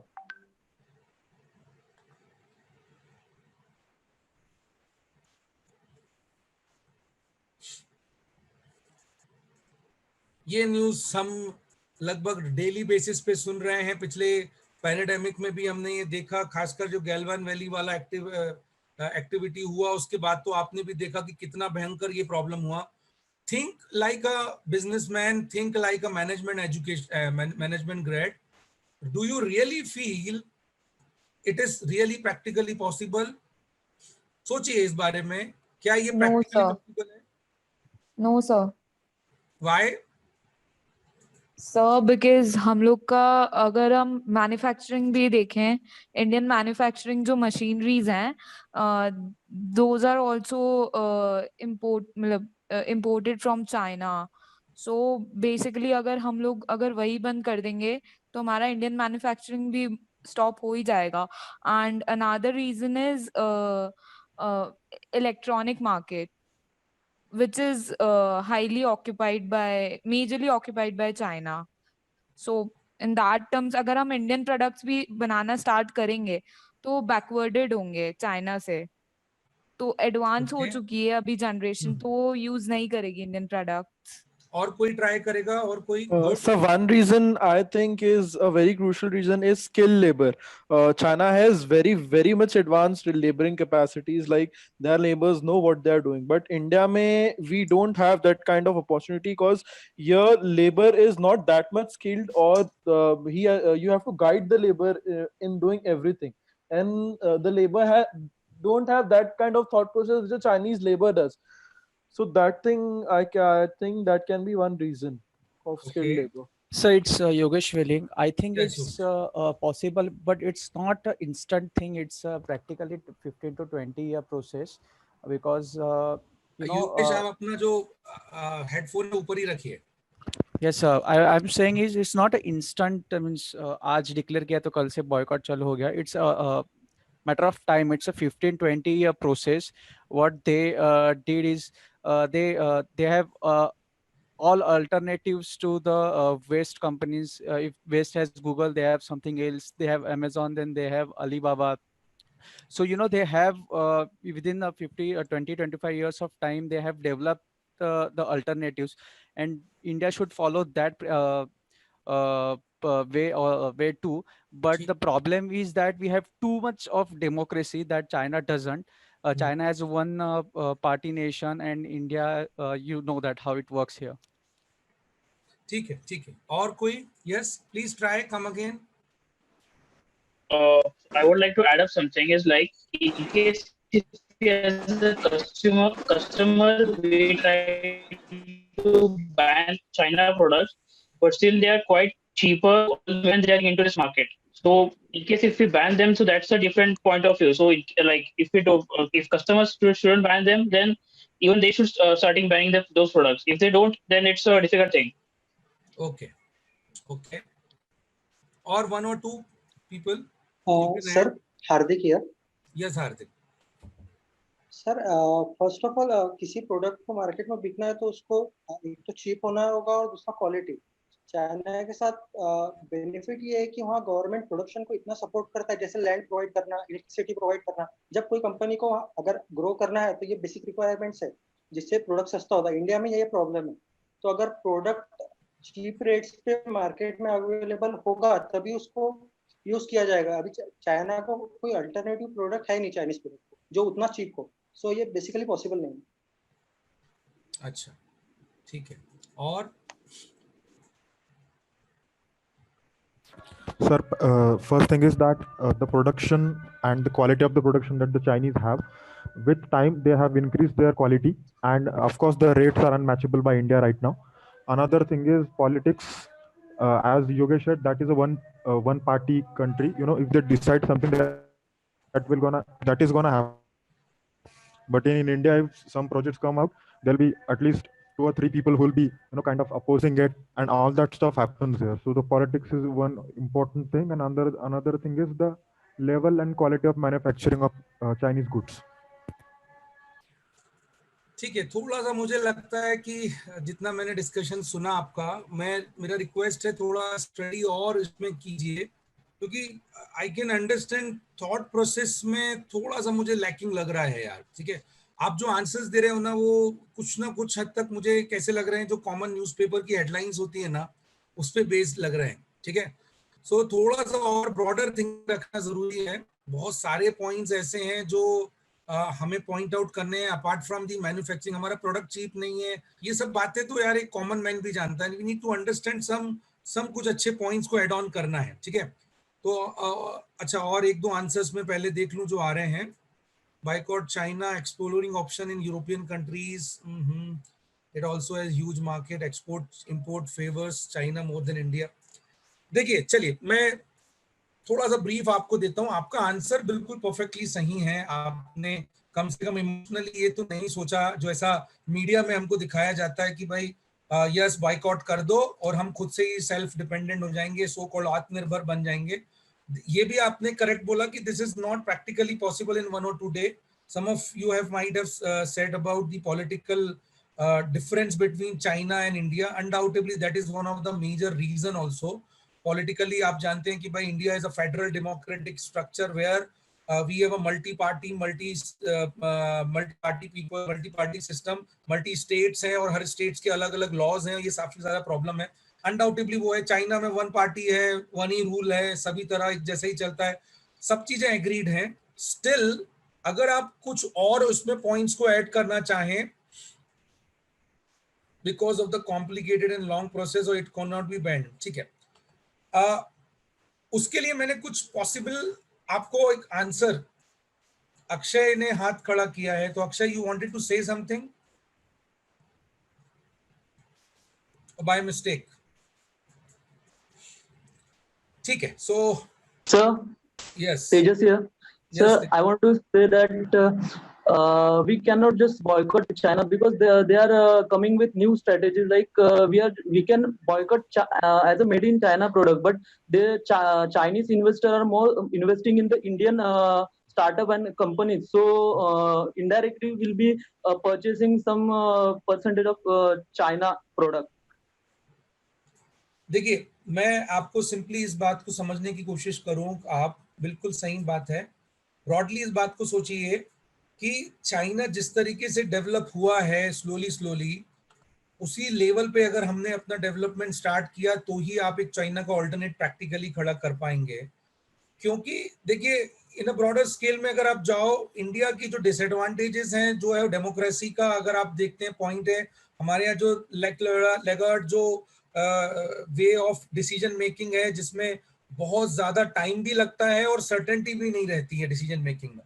तो ये जब डिसीजन मेकिंग है तो ये हमारा एक वीक पॉइंट है। तो इसको हम लोग कैसे काउंटर कर सकते थे? We could have come up with certain more ways in which, जिसमें हम लोग टेक्नोलॉजी को कहीं ना कहीं अपने अंडर में लाने के लिए मतलब पॉइंट आउट कर सकते थे। चाइना को बॉयकॉट करना तो बहुत डिफिकल्ट है, आप भी जैसा बोल रहे हो बहुत ही इम्पॉसिबल है, क्योंकि चाइना का इट्स नॉट अबाउट कि जो एप्स हमने बैन किए वो बॉयकॉट करने से हो जाता है। जैसे शुरुआत में किसी ने बोला था कि भाई we are highly dependent on heavy industry, heavy machineries.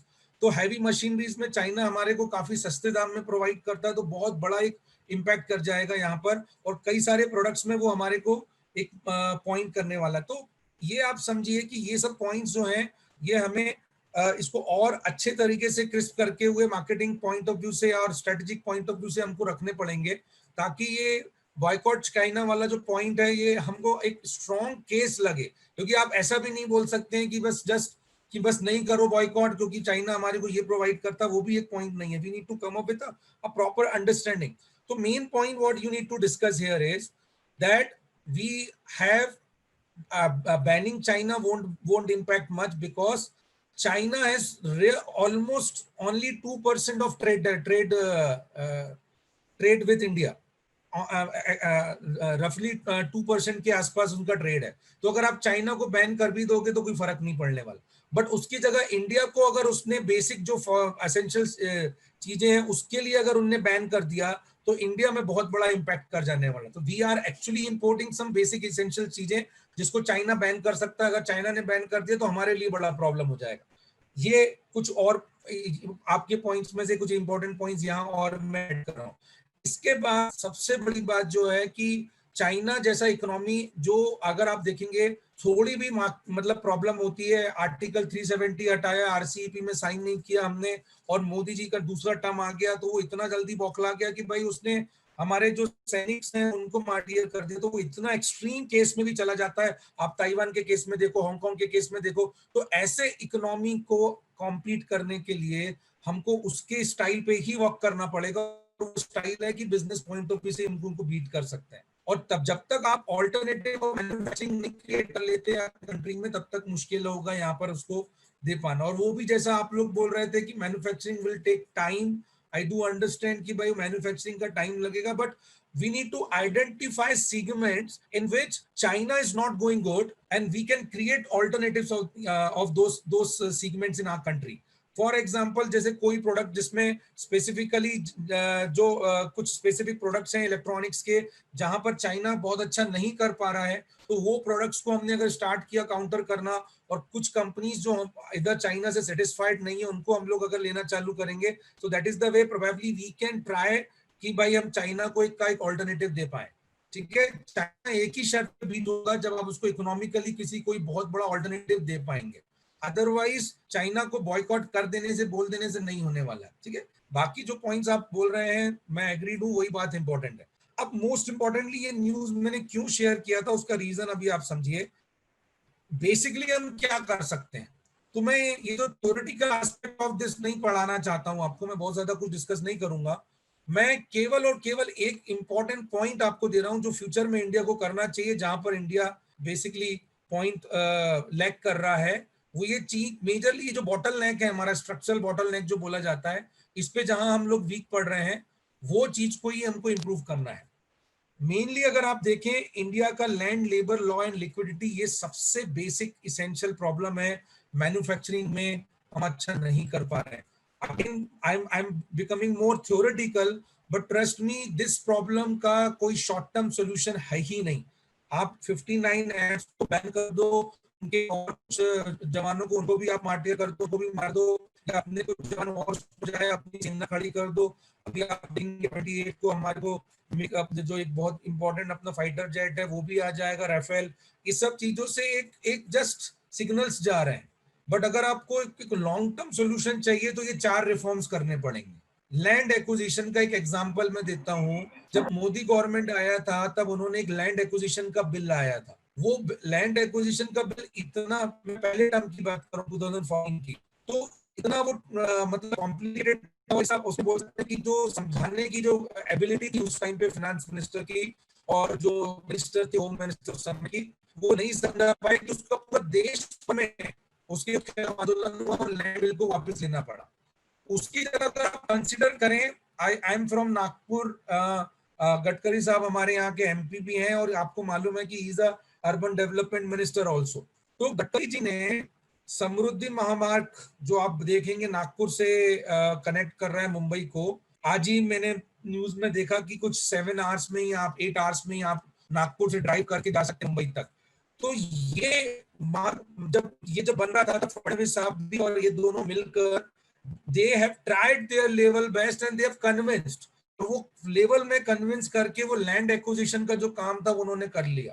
तो अगर लैंड एक्विजिशन के लिए हमारा सोच अच्छा हो जाए और स्ट्रेटेजिकली हम लोग कर पाए, तो जो हम लोग फेल हुए हैं SEZ में, जो लैंड एक्विजिशन नहीं कर पा रहे हैं, कहीं ना कहीं बहुत सारे उसमें प्रॉब्लम्स हो पाएंगे.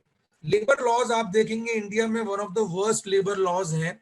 वन ऑफ द वर्स्ट कहने का मतलब है कि वो हाईली मतलब ऑर्थोडॉक्स है, मतलब सैकड़ों साल पुराने अभी लेबर लॉज में चेंज हुआ 2020 में ही. बट वो लेबर लॉज और थोड़े लिबरल होने चाहिए. आप अगर एक बिजनेस खोलना चाहते हैं और आपने इतने स्ट्रिंजेंट अगर लेबर लॉज होंगे ना, तो उसको बहुत डिफिकल्ट होता है नए एम्प्लॉयमेंट्स को देने में. तो लेबर लॉ अगेन एक प्रॉब्लम है. लॉ हमारे यहाँ पे एक हमेशा से इशू है कि जो लॉ बनाया जाता है वो वन नेशन पे नहीं चलता है. जैसा मैंने बोला फेडरल रिपब्लिक स्ट्रक्चर, तो वो लॉ के लिए कुछ ऐसे लॉज होने चाहिए कि भाई वो पूरे देश में एक जैसा लगे. अदरवाइज क्या होगा कि हमेशा एक फाइट होता रहने वाला है. और मोस्ट इंपॉर्टेंट जो सबसे आखिरी पॉइंट है, गवर्नमेंट इस पे वर्कआउट कर रहा है. MSMEs को, जो बिजनेस है जो अच्छा कर सकते हैं, उनको लिक्विडिटी प्रोवाइड करने का काम. ठीक है, लिक्विडिटी प्रोवाइड करने का काम ये गवर्नमेंट को करना बहुत जरूरी है. अगर ये चारों स्ट्रक्चरल रिफॉर्म्स किए जाएं तो एक जो बॉटल नेक क्रिएट हो गया है उस पे कहीं ना कहीं इंडिया ले लेगा, टाइम ले लेगा, भले टाइम लेके चलेगा, बट कहीं ना कहीं स्ट्रक्चरली हम लोग मूव करेंगे. इंडिया को ध्यान रखिए, अगर हमने ये चारों रिफॉर्म्स कर लिए ना, India is more favourable than China. Trust me, India पूरी दुनिया में एलिफेंट के नाम से जाना जाता है. It is elephant versus dragon. ठीक है, so elephant is India and dragon is China. ये टर्म याद रखिएगा, ये GD का एक टॉपिक भी है. तो व्हेन यू से एलिफेंट, एलिफेंट कैसा एनिमल है? हैवी है, बहुत ज्यादा स्टेबल है. ठीक है, पोलाइट एनिमल है, कभी भी फाइट नहीं करता है, बट लेजी भी है और बहुत ज्यादा एग्रेसिव नहीं है. तो कहीं ना कहीं हमको ये जो थोड़ा एग्रेसिव कम है, हम लोग उसको इंप्रूव करना चाहिए. एक स्ट्रक्चरल रिफॉर्म ऐसे आने चाहिए कि भाई नेशनल लेवल पे एक लॉज क्रिएट हो. गवर्नमेंट देखेंगे जब से 2019 में नया इन लोगों का आया, इन लोगों का ट्राई यही है. प्रैक्टिकली कोई भी गवर्नमेंट में रहे, हमको उससे कोई मतलब नहीं है, बट जो ट्राई चल रहा है सेकंड गवर्नमेंट का, वो वन नेशन वन चीज पे चल रहा है हर चीज. ठीक है, वन नेशन वन, उन्होंने टैक्स ला दिया, वन नेशन वन आधार राशन कार्ड ला दिया, वन नेशन वन लॉ लाने की बात चल रही है. तो ये कहीं ना कहीं ग्लोबल पर्सपेक्टिव में बहुत अच्छा रहेगा और फॉरेन इन्वेस्टमेंट आपके यहाँ आने चल जाएंगे. जब तक फॉरेन इन्वेस्टमेंट्स नहीं आएंगे तब तक ये इम्पॉसिबल है हम कहीं ना कहीं चाइना को बीट कर पाए. आप कितने ही एप्स बैन कर दो, कितना ही कुछ कर दो, चाइना पे इंडिया की डिपेंडेंसी रहने ही वाली है. It's a coupled economy. The entire world is coupled to each other, specifically when your neighbors, वो तो completely coupled है. आप पाकिस्तान को एक दिन में खत्म नहीं कर सकते हैं. कहीं ना कहीं आपको उनको लेके चलना पड़ेगा. नेपाल आज कुछ भी जो कर रहा है, हमको उनको लेकर ही चलना पड़ेगा. हम उनसे लड़ ही नहीं सकते. You can fight with some countries which is far away from your country, but you cannot fight with your neighbors on an instant basis. Otherwise impossible है आपको सस्टेन करना. तो ये कुछ पॉइंट्स हैं जो गवर्नमेंट को लेना ही पड़ेगा. अगर गवर्नमेंट लेता है, स्टार्ट करता है परफॉर्म करना, इस लेवल पे हम लोग जाते हैं तो प्रैक्टिकली मुझे लगता है कि इंडिया भी मैन्युफैक्चरिंग का एक ऑल्टरनेटिव होगा, ग्लोबली अगर एक मैन्युफैक्चरिंग का ऑल्टरनेटिव होगा, चाइना को अगर हम कॉम्पीट कर पाएंगे तो उसके बाद फिर मुझे लगता है कि ये जो प्रॉब्लम्स हो रही है गैल्वेन जैसी या पीओके का जो प्रॉब्लम हो रहा है वो खत्म होता चला जाएगा। देखो इंडिया ने पिछले 1 सालों में जो किया है उसके कारण चाइना बहुत परेशान है। तो जून में आप देखेंगे मोदी जी दोबारा आ गए, उसके बाद आपने देखिए जुलाई में लगातार एक के बाद एक कानून बने, जिसमें जो सबसे भयंकर कानून जो उनको एक्सेप्टेबल नहीं था वो तो आर्टिकल 370 हटा देना, उसके बाद सीए का भी आया, उसके बाद अगर आप देखेंगे आरसीईपी पे भी हमने साइन नहीं किया, और भी बहुत सारी ऐसी चीजें होती चली गई जो चाइना को एक्सेप्टेंस में नहीं थी, इसलिए भी चाइना बहुत ज्यादा एग्रेसिव हो गया गैल्वेन में। बट ये चलता रहेगा, ये आने वाले समय पे भी चलेगा जब तक आप ऑल्टरनेटिव नहीं दे पाएंगे, ठीक है। So this is basically the news. I am pretty sure आपको इसमें से कुछ क्वेरीज नहीं होंगी, ये थॉट्स इसमें क्लियर होंगे। Anyone want anything?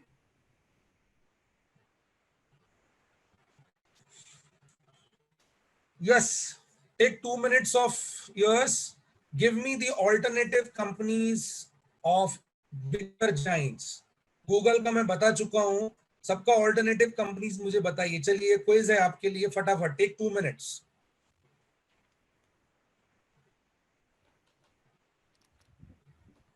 सबका एक ऑल्टरनेटिव चाइना ने क्रिएट किया है। somebody was saying कि sir China has already created everything, तो वही मैं जानना चाह रहा हूं, आप जरा देखें कितनी याद है आपको। गूगल, अमेजॉन, ईबे, यूट्यूब का कौन ऑल्टरनेटिव है, फेसबुक का ऑल्टरनेटिव वहां पे, व्हाट्सएप का क्या है, मोस्ट इंपॉर्टेंटली उबर का ऑल्टरनेटिव क्या है। Okay fine, so we are aware about it, also read about these specific things. कुछ तो ऐसी कंपनीज भी है, ट्रस्ट मी, अगर आप देखेंगे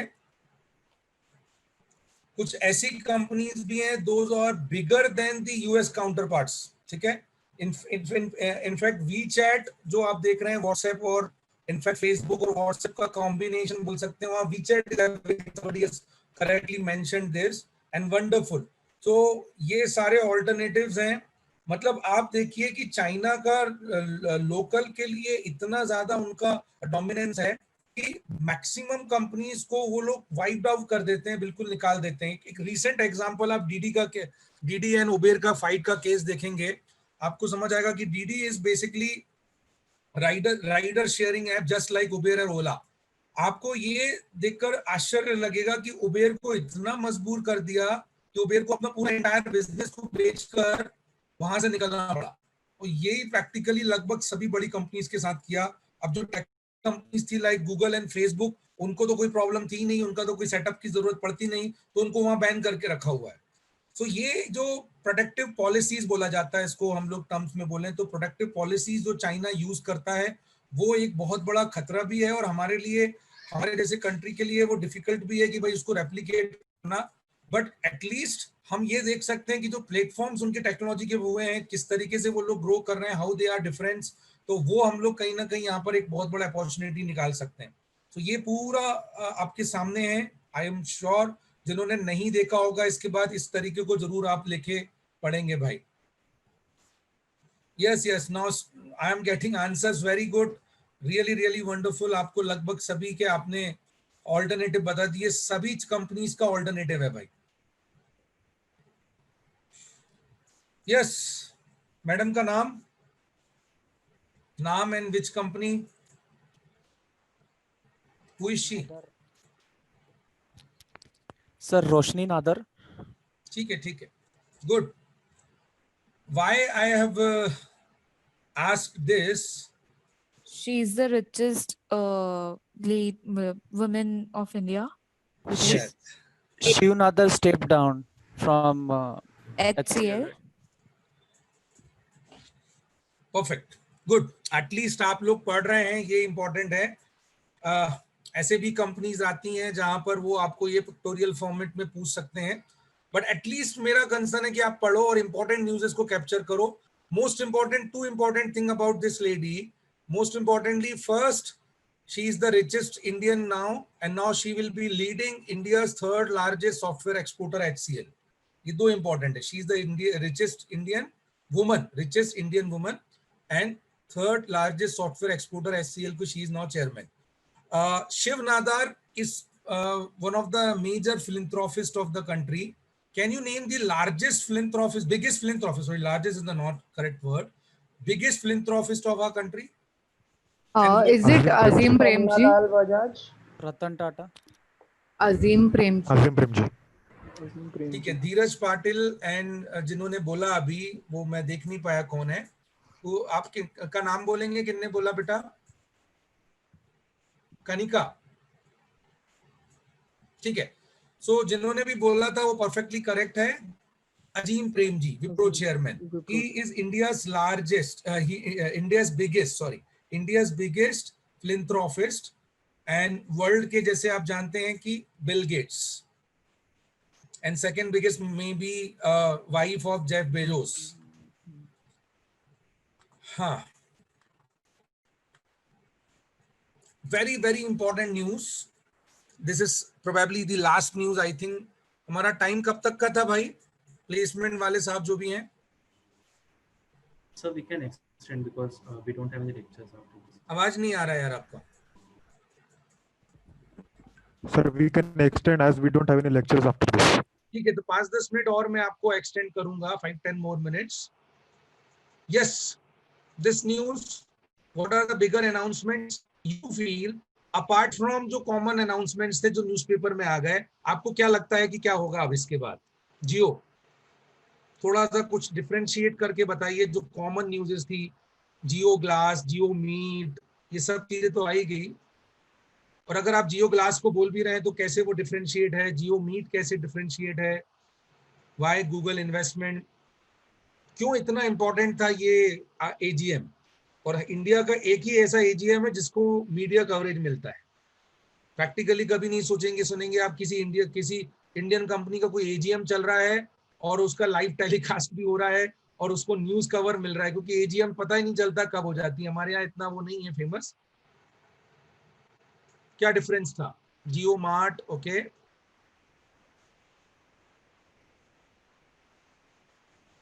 कैसे एनालाइज कर रहे हो वो बहुत इंपॉर्टेंट है एजीएम को।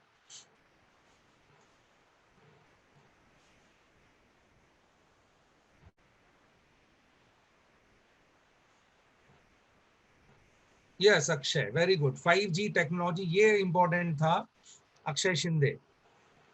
मेड इन इंडिया, और क्या पॉइंट्स हैं 5G टेक्नोलॉजी के अलावा? कुछ बड़े इंपॉर्टेंट न्यूज़ थे। एफडीआई आया, किसका एफडीआई? रचना का कहना है एफडीआई है 1,53,000 करोड़ का FDI.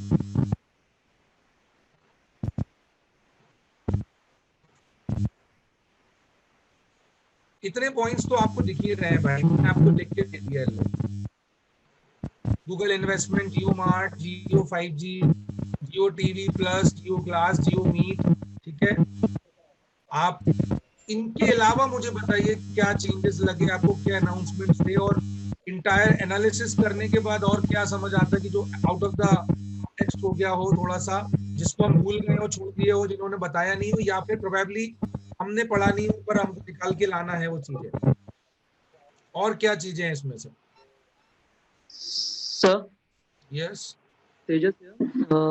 They'll launch Geo Ads and also will enter in online health consulting and education and IoT.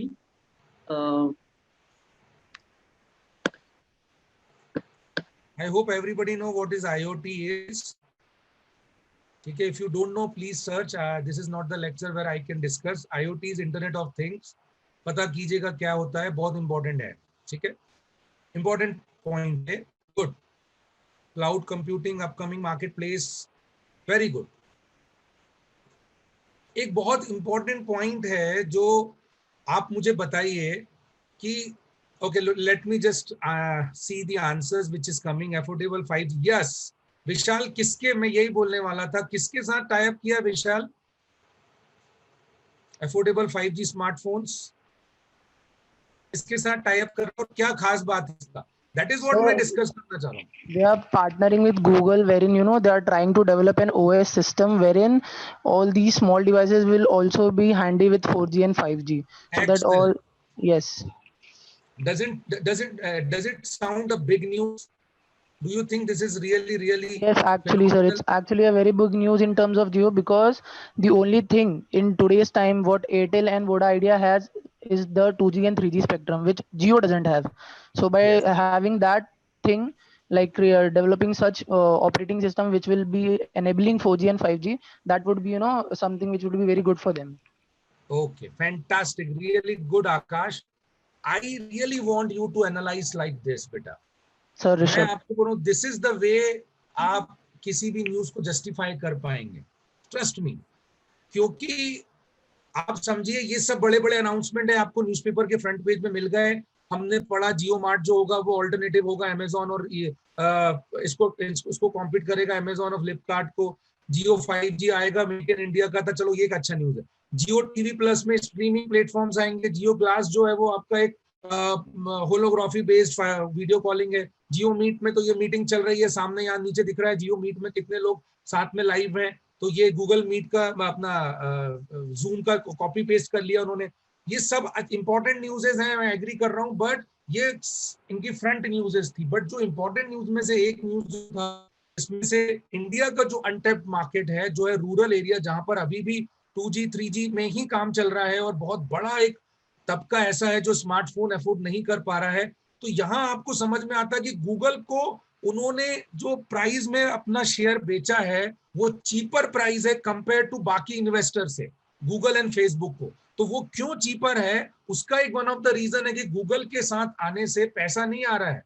Google के साथ के आने से और भी चीज आ रही है, और वो और चीज में से किसी और ने भी ये बात मेंशन की अपार्ट फ्रॉम दी आकाश, कि जो ओएस वो लोग डेवलप करेंगे वो ओएस होगा एक सस्ते फोन पे भी कनेक्ट होगा. और 5G अगर फोन में कनेक्ट हो पाया सस्ता फोन कोई, तो आप मान के चलिए गरीब जो मतलब रूरल एरियाज में जो बॉटम ऑफ द पिरामिड में रहने वाला करोड़ों लोग हैं, उनके हाथ में वो फोन पकड़ा देगा. अगर वो हाथ में फोन पकड़ा दिया तो सोचिए आपने कभी ये बात ऑब्जर्व किया कि जियो ने आके कॉलिंग क्यों बंद कर दी थी, कॉलिंग के लिए चार्ज करना क्यों बंद कर दिया था? Anyone? Just don't tell me this कि केवल वो मार्केट में एंट्री करना चाहते थे इसलिए वो कॉम्पिटिटर को खत्म करना चाहते थे, इसलिए व्हाट दे डिड इज कि उन्होंने कॉलिंग फ्री कर दी थी. Tell me data the promote real करने के लिए. रीजन. हाँ, डेटा प्रमोट करने के लिए. Perfect. Akshay right? Yes sir, they are killing the competitor. नहीं, मैं वही बोल रहा हूँ ना बेटा, कॉम्पिटिटर वगैरह तो ठीक है. Mainly what Jio want is, what Reliance want is, आप दिन भर 24 घंटे इंटरनेट पे बैठो, डेटा कंज्यूम करो. That's it. आप समझो. और जितना भी उन्होंने अनाउंसमेंट किए हैं वो सब चीज डेटा पे चलने वाला प्लेटफॉर्म है. तो एक तीर से अगर मल्टीपल निशाने बोलते हैं ना, तो ये मल्टीपल निशाने इन्होंने किया. सबसे पहली चीज तो पूरी इंडस्ट्री को खत्म कर दिया. आपको पता ही है टेलीकॉम इंडस्ट्री पूरी वाइप्ड आउट हो गया. उसके बाद कंपटीशन ही नहीं रह गया. आज जियो नंबर 1 चला गया. अब दूसरी चीज, पूरा आपके पास इस तरीके से पोर्ट्रे कर दिया गया है कि दुनिया में हर चीज आपको डेटा पे चलती है. अब कॉलिंग के लिए कुछ नहीं है, कॉलिंग में भी आप डेटा से कॉलिंग करो, कुछ नहीं. सो इन अ ब्रॉडर स्केल पे अब अगर उन्होंने गूगल के साथ अगर पार्टनर किया और रूरल एरिया में जहां पर आज भी इंटरनेट का प्रॉब्लम है, और अगर वो ओएस ऐसा बनता है और उतना चीप लेवल पे मोबाइल आप प्रोवाइड कर देते हैं, तो ये बिग होना चाहिए. बहुत बड़ा एक मतलब स्ट्रेटेजिकल गेम होगा उनके लिए. इसके अलावा एक बात और आपको एनालाइज करना था. ये न्यूज में नंबर्स इररेलेवेंट है, मैं आपको बोलूंगा just don't think about these numbers. Important thing is first investor जो लिखा है, last investor. Globally they are competitors. पहली बात तो स्ट्रेटेजिक ऐसा इन्वेस्टमेंट इन्होंने लाया कि ये दोनों बड़े कॉम्पिटिटर को साथ में ला दिया. ये अपने आप में एक एनालिसिस पॉइंट है, फाइनेंस पॉइंट ऑफ व्यू से मैं उसको बाद में दूंगा. बट आपने बताया गूगल को मैंने यहाँ लेके आया, क्यों लाया? आकाश ने बताया और भी किसी ने बताया. नाउ टेल मी, फेसबुक के आने का बेनिफिट क्या होने वाला? फेसबुक को भी सस्ते दाम पे दिया है भाई. हाँ, बाकी लोगों का आप एक काम कीजिएगा, थोड़ा नंबर क्रंचिंग कीजिएगा, बाकी किसी का भी इंटेक उठा के देखो और उसका कंपैरिजन गूगल के साथ और फेसबुक के साथ करोगे तो आपको पता चलेगा कि बाकी लोगों से कंपैरिजन में गूगल और फेसबुक, खासकर गूगल को बहुत चीप रेट पे मिल रहा है. तो गूगल का तो मैंने समझा दिया कि भाई गूगल अकेले नहीं आ रहा है, सर फेसबुक से डाटा मिल जाएगा जियो को। डेटा मिल जाएगा। कैसा डेटा? कस्टमर बेस या कस्टमर बेस। थोड़ा और उसको इलैबोरेट करिए। ऐसा नहीं, डेटा ऐसा नहीं है, ऐसा बोलिए ऑफिशियली तो वो डेटा शेयर नहीं कर सकते हैं। और क्या रीजन होगा? Sir advertisement partner. हाँ, एडवर्टाइजमेंट। एक्सेलेंट। नाम बताइए बेटा। हार्दिक। हार्दिक, चलिए गुड यार, अच्छे आप लोग बोलते हैं। और थोड़ा एलेबोरेट करोगे एडवर्टाइजमेंट कैसे बेटा, कैसे sir advertisement? Facebook actually work advertisement और उसी के ऊपर करता है। मींस कस्टमर बेस बनने के बाद में आज हर कोई फेसबुक पे है, तो सारे एडवर्टाइजमेंट और जो भी हम अकेला फेसबुक से ही मतलब है? नो सर, उसके साथ में जितने भी अपन जो ई कॉमर्स वेबसाइट वगैरह भी यूज करते हैं तो सारे रिफ्लेक्ट होते। थोड़ा एक मिनट फेसबुक पे ही रहिए। Facebook, yes Rishabh, insta and WhatsApp, correct, that is what I am trying to say. Facebook से ज्यादा बड़ा प्रोमिनेंट उनके लिए ऑप्शन है व्हाट्सएप एंड इंस्टा। आप देखेंगे इंस्टा में लेस देन 20 इयर्स 25 इयर्स जितने भी लोग हैं वो पूरा इंस्टा में रहते हैं, और व्हाट्सएप पे अगर आपको मिलेंगे बाकी क्राउड आपको व्हाट्सएप पे भी मिल जाने वाला है। फेसबुक पे भी है क्राउड, मैं ये नहीं बोल रहा हूँ, still Facebook has a huge data number base, but majorly Facebook को लाने का मेन पर्पस था कि जितने भी रिलायंस के प्रोडक्ट्स हैं, खासकर जियो रिलेटेड जो प्रोडक्ट्स हैं, उनको वो इनके मार्केटिंग के थ्रू कनेक्ट करना चाहता है।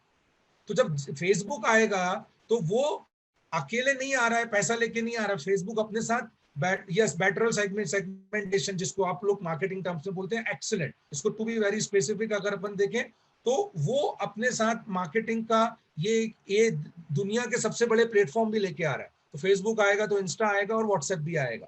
तो this is basically a strategy of Reliance. इसको आप जाके पढ़िएगा, किसी ने लिखा था कि डेट फ्री कंपनी हो जाएगा, बिल्कुल सही है। मेरा आपके लिए होमवर्क यही रहेगा यहाँ पर कि आप जरूर इस बात पे फोकस कीजिएगा कि ऐसा क्या हुआ कि जियो को इतने इन्वेस्टमेंट मिल गए। आप समझिए मार्केट तो खराब चल रहा है, पैंडेमिक का सिचुएशन है, फिर भी जियो में इतने इन्वेस्टमेंट कैसे आ गए, थोड़ा आप इस पे स्टडी करिएगा, ठीक है। ये बहुत इंपॉर्टेंट पॉइंट है, आप स्टडी करके इसमें जाइएगा। बस आखिरी में मैं आपको ये कुछ और आपसे कुछ क्वेश्चन पूछना चाहता हूँ। ये इमेज मुझे मिला था फिन शॉट्स का, ठीक है, जिसमें ये बताया गया कि Reliance is at war with every single one. So Reliance wanted to be a huge conglomerate in which they can actually dominate in each and every sector. Their planning is such a way that they can dominate, and more or less they are doing it also. ठीक है, कई sectors में तो they are absolutely dominating.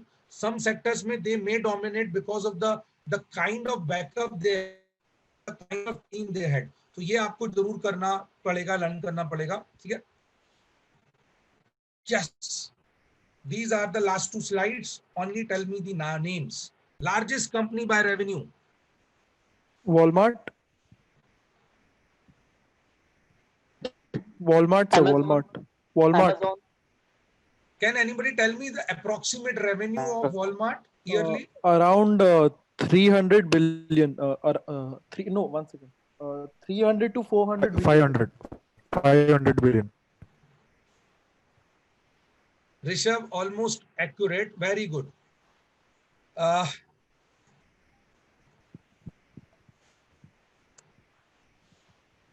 Can you imagine a company which have $550 billion in revenue?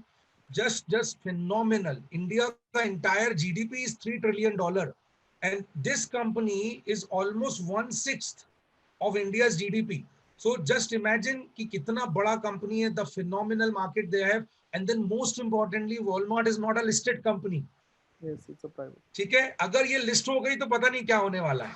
तो please खासकर retail वाले जितने भी है, बहुत सारी कंपनीज ने इसको ट्राई किया कैच करने के लिए, but the strategy that Walmart has followed, जो उनका जो फैमिली बिजनेस आप बोल लीजिए, जिस तरीके से उन्होंने एक्सपांड किया, it's a phenomenal story, do read it. Then उसके बाद अगर आप देखेंगे सब बड़ी बड़ी कंपनीज हैं।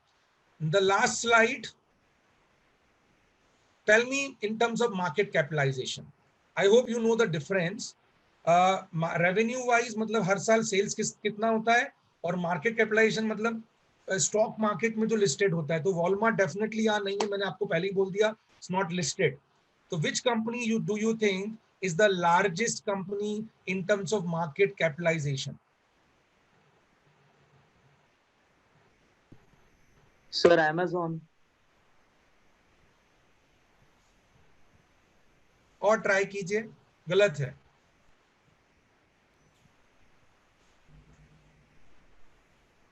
अल्फाबेट भी नहीं है ऋषभ, माइक्रोसॉफ्ट भी नहीं है। ये सब answers yes. Akshada and Vivek, parallelly you have given the answer. Can you name the company? Chinmay, ठीक, fantastic. Only 7 महीने पहले, 8 महीने पहले तक आपका आंसर प्रोबेबली मैं करेक्टली नहीं बोल पाता क्योंकि फ्लक्चुएट होता रहता है। It is always a war between Microsoft, alphabets and Apple और अमेजोन। ये 4 कंपनीज जो है वो आगे पीछे रहता है। But Chinmay has given the correct name. It is Saudi Arabia's oil company, Saudi Arabia's ONGC of Saudi Arabia you can say, या फिर हमारा ONGC सऊदी अरामको बोल सकते हैं, whatever it is. तो Saudi Aramco is having a market cap of $1.8 trillion,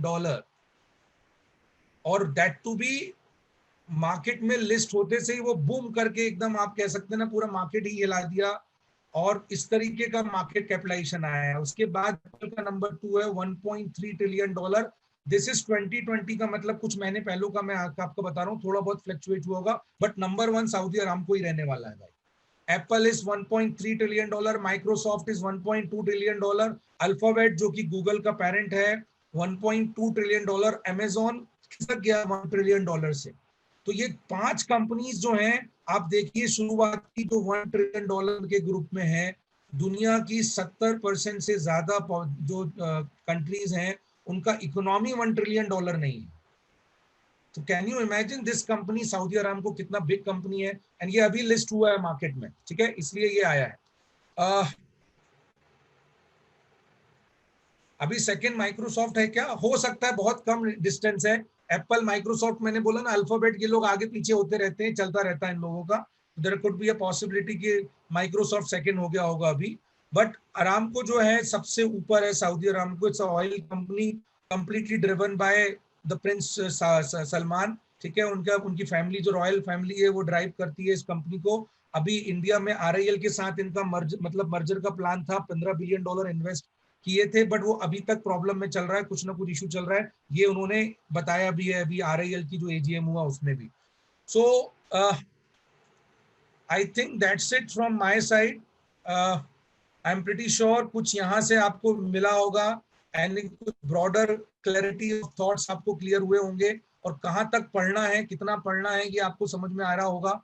I may not be able to satisfy you in terms of each and every points, because this is a very general perspective. There can be multiple thoughts of it, so don't stop learning in terms of identifying the news. आप learn करते रहिए, but don't come up with a specific thought. और एक particular problem कहाँ हो रहा है, आज मैं आपको क्यों बता रहा हूँ ये बात, क्योंकि अगर एक सोर्स को आप फॉलो करेंगे ना, तो आपका एक स्पेसिफिक थॉट प्रोसेस क्रिएट हो जाएगा, वो आज के लिए सबसे खतरनाक है। तो एक बात आप ध्यान रखिएगा कि कंपलसरी कोशिश करिए कि मल्टीपल थॉट्स हम लोग डेवलप कर सकें, and that is only possible when you will be reading multiple sources. The good papers are the Hindu, the Indian Express, Economic Times, and some और अच्छे न्यूज़पेपर्स हैं, यहाँ अच्छे आर्टिकल्स होते हैं, एडिटोरियल्स होते हैं, यहाँ आप पढ़ते रहिए एंड एनालाइज करते रहिए, and keep discussing it. I will try, अगर और पॉसिबिलिटीज हुई तो we will definitely come, I will meet you, और आगे भी हम लोग ये सेशंस प्लान करते रहेंगे, ठीक है।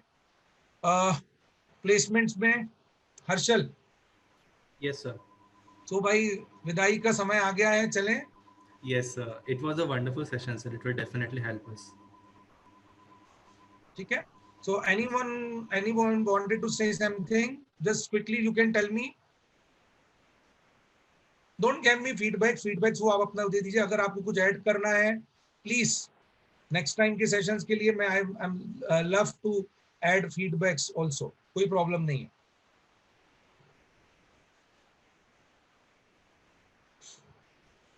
ठीक है, चलो, thank you so much, good night, all the best, will surely meet face to face के साथ साथ फिजिकली भी will meet, I am hoping very soon.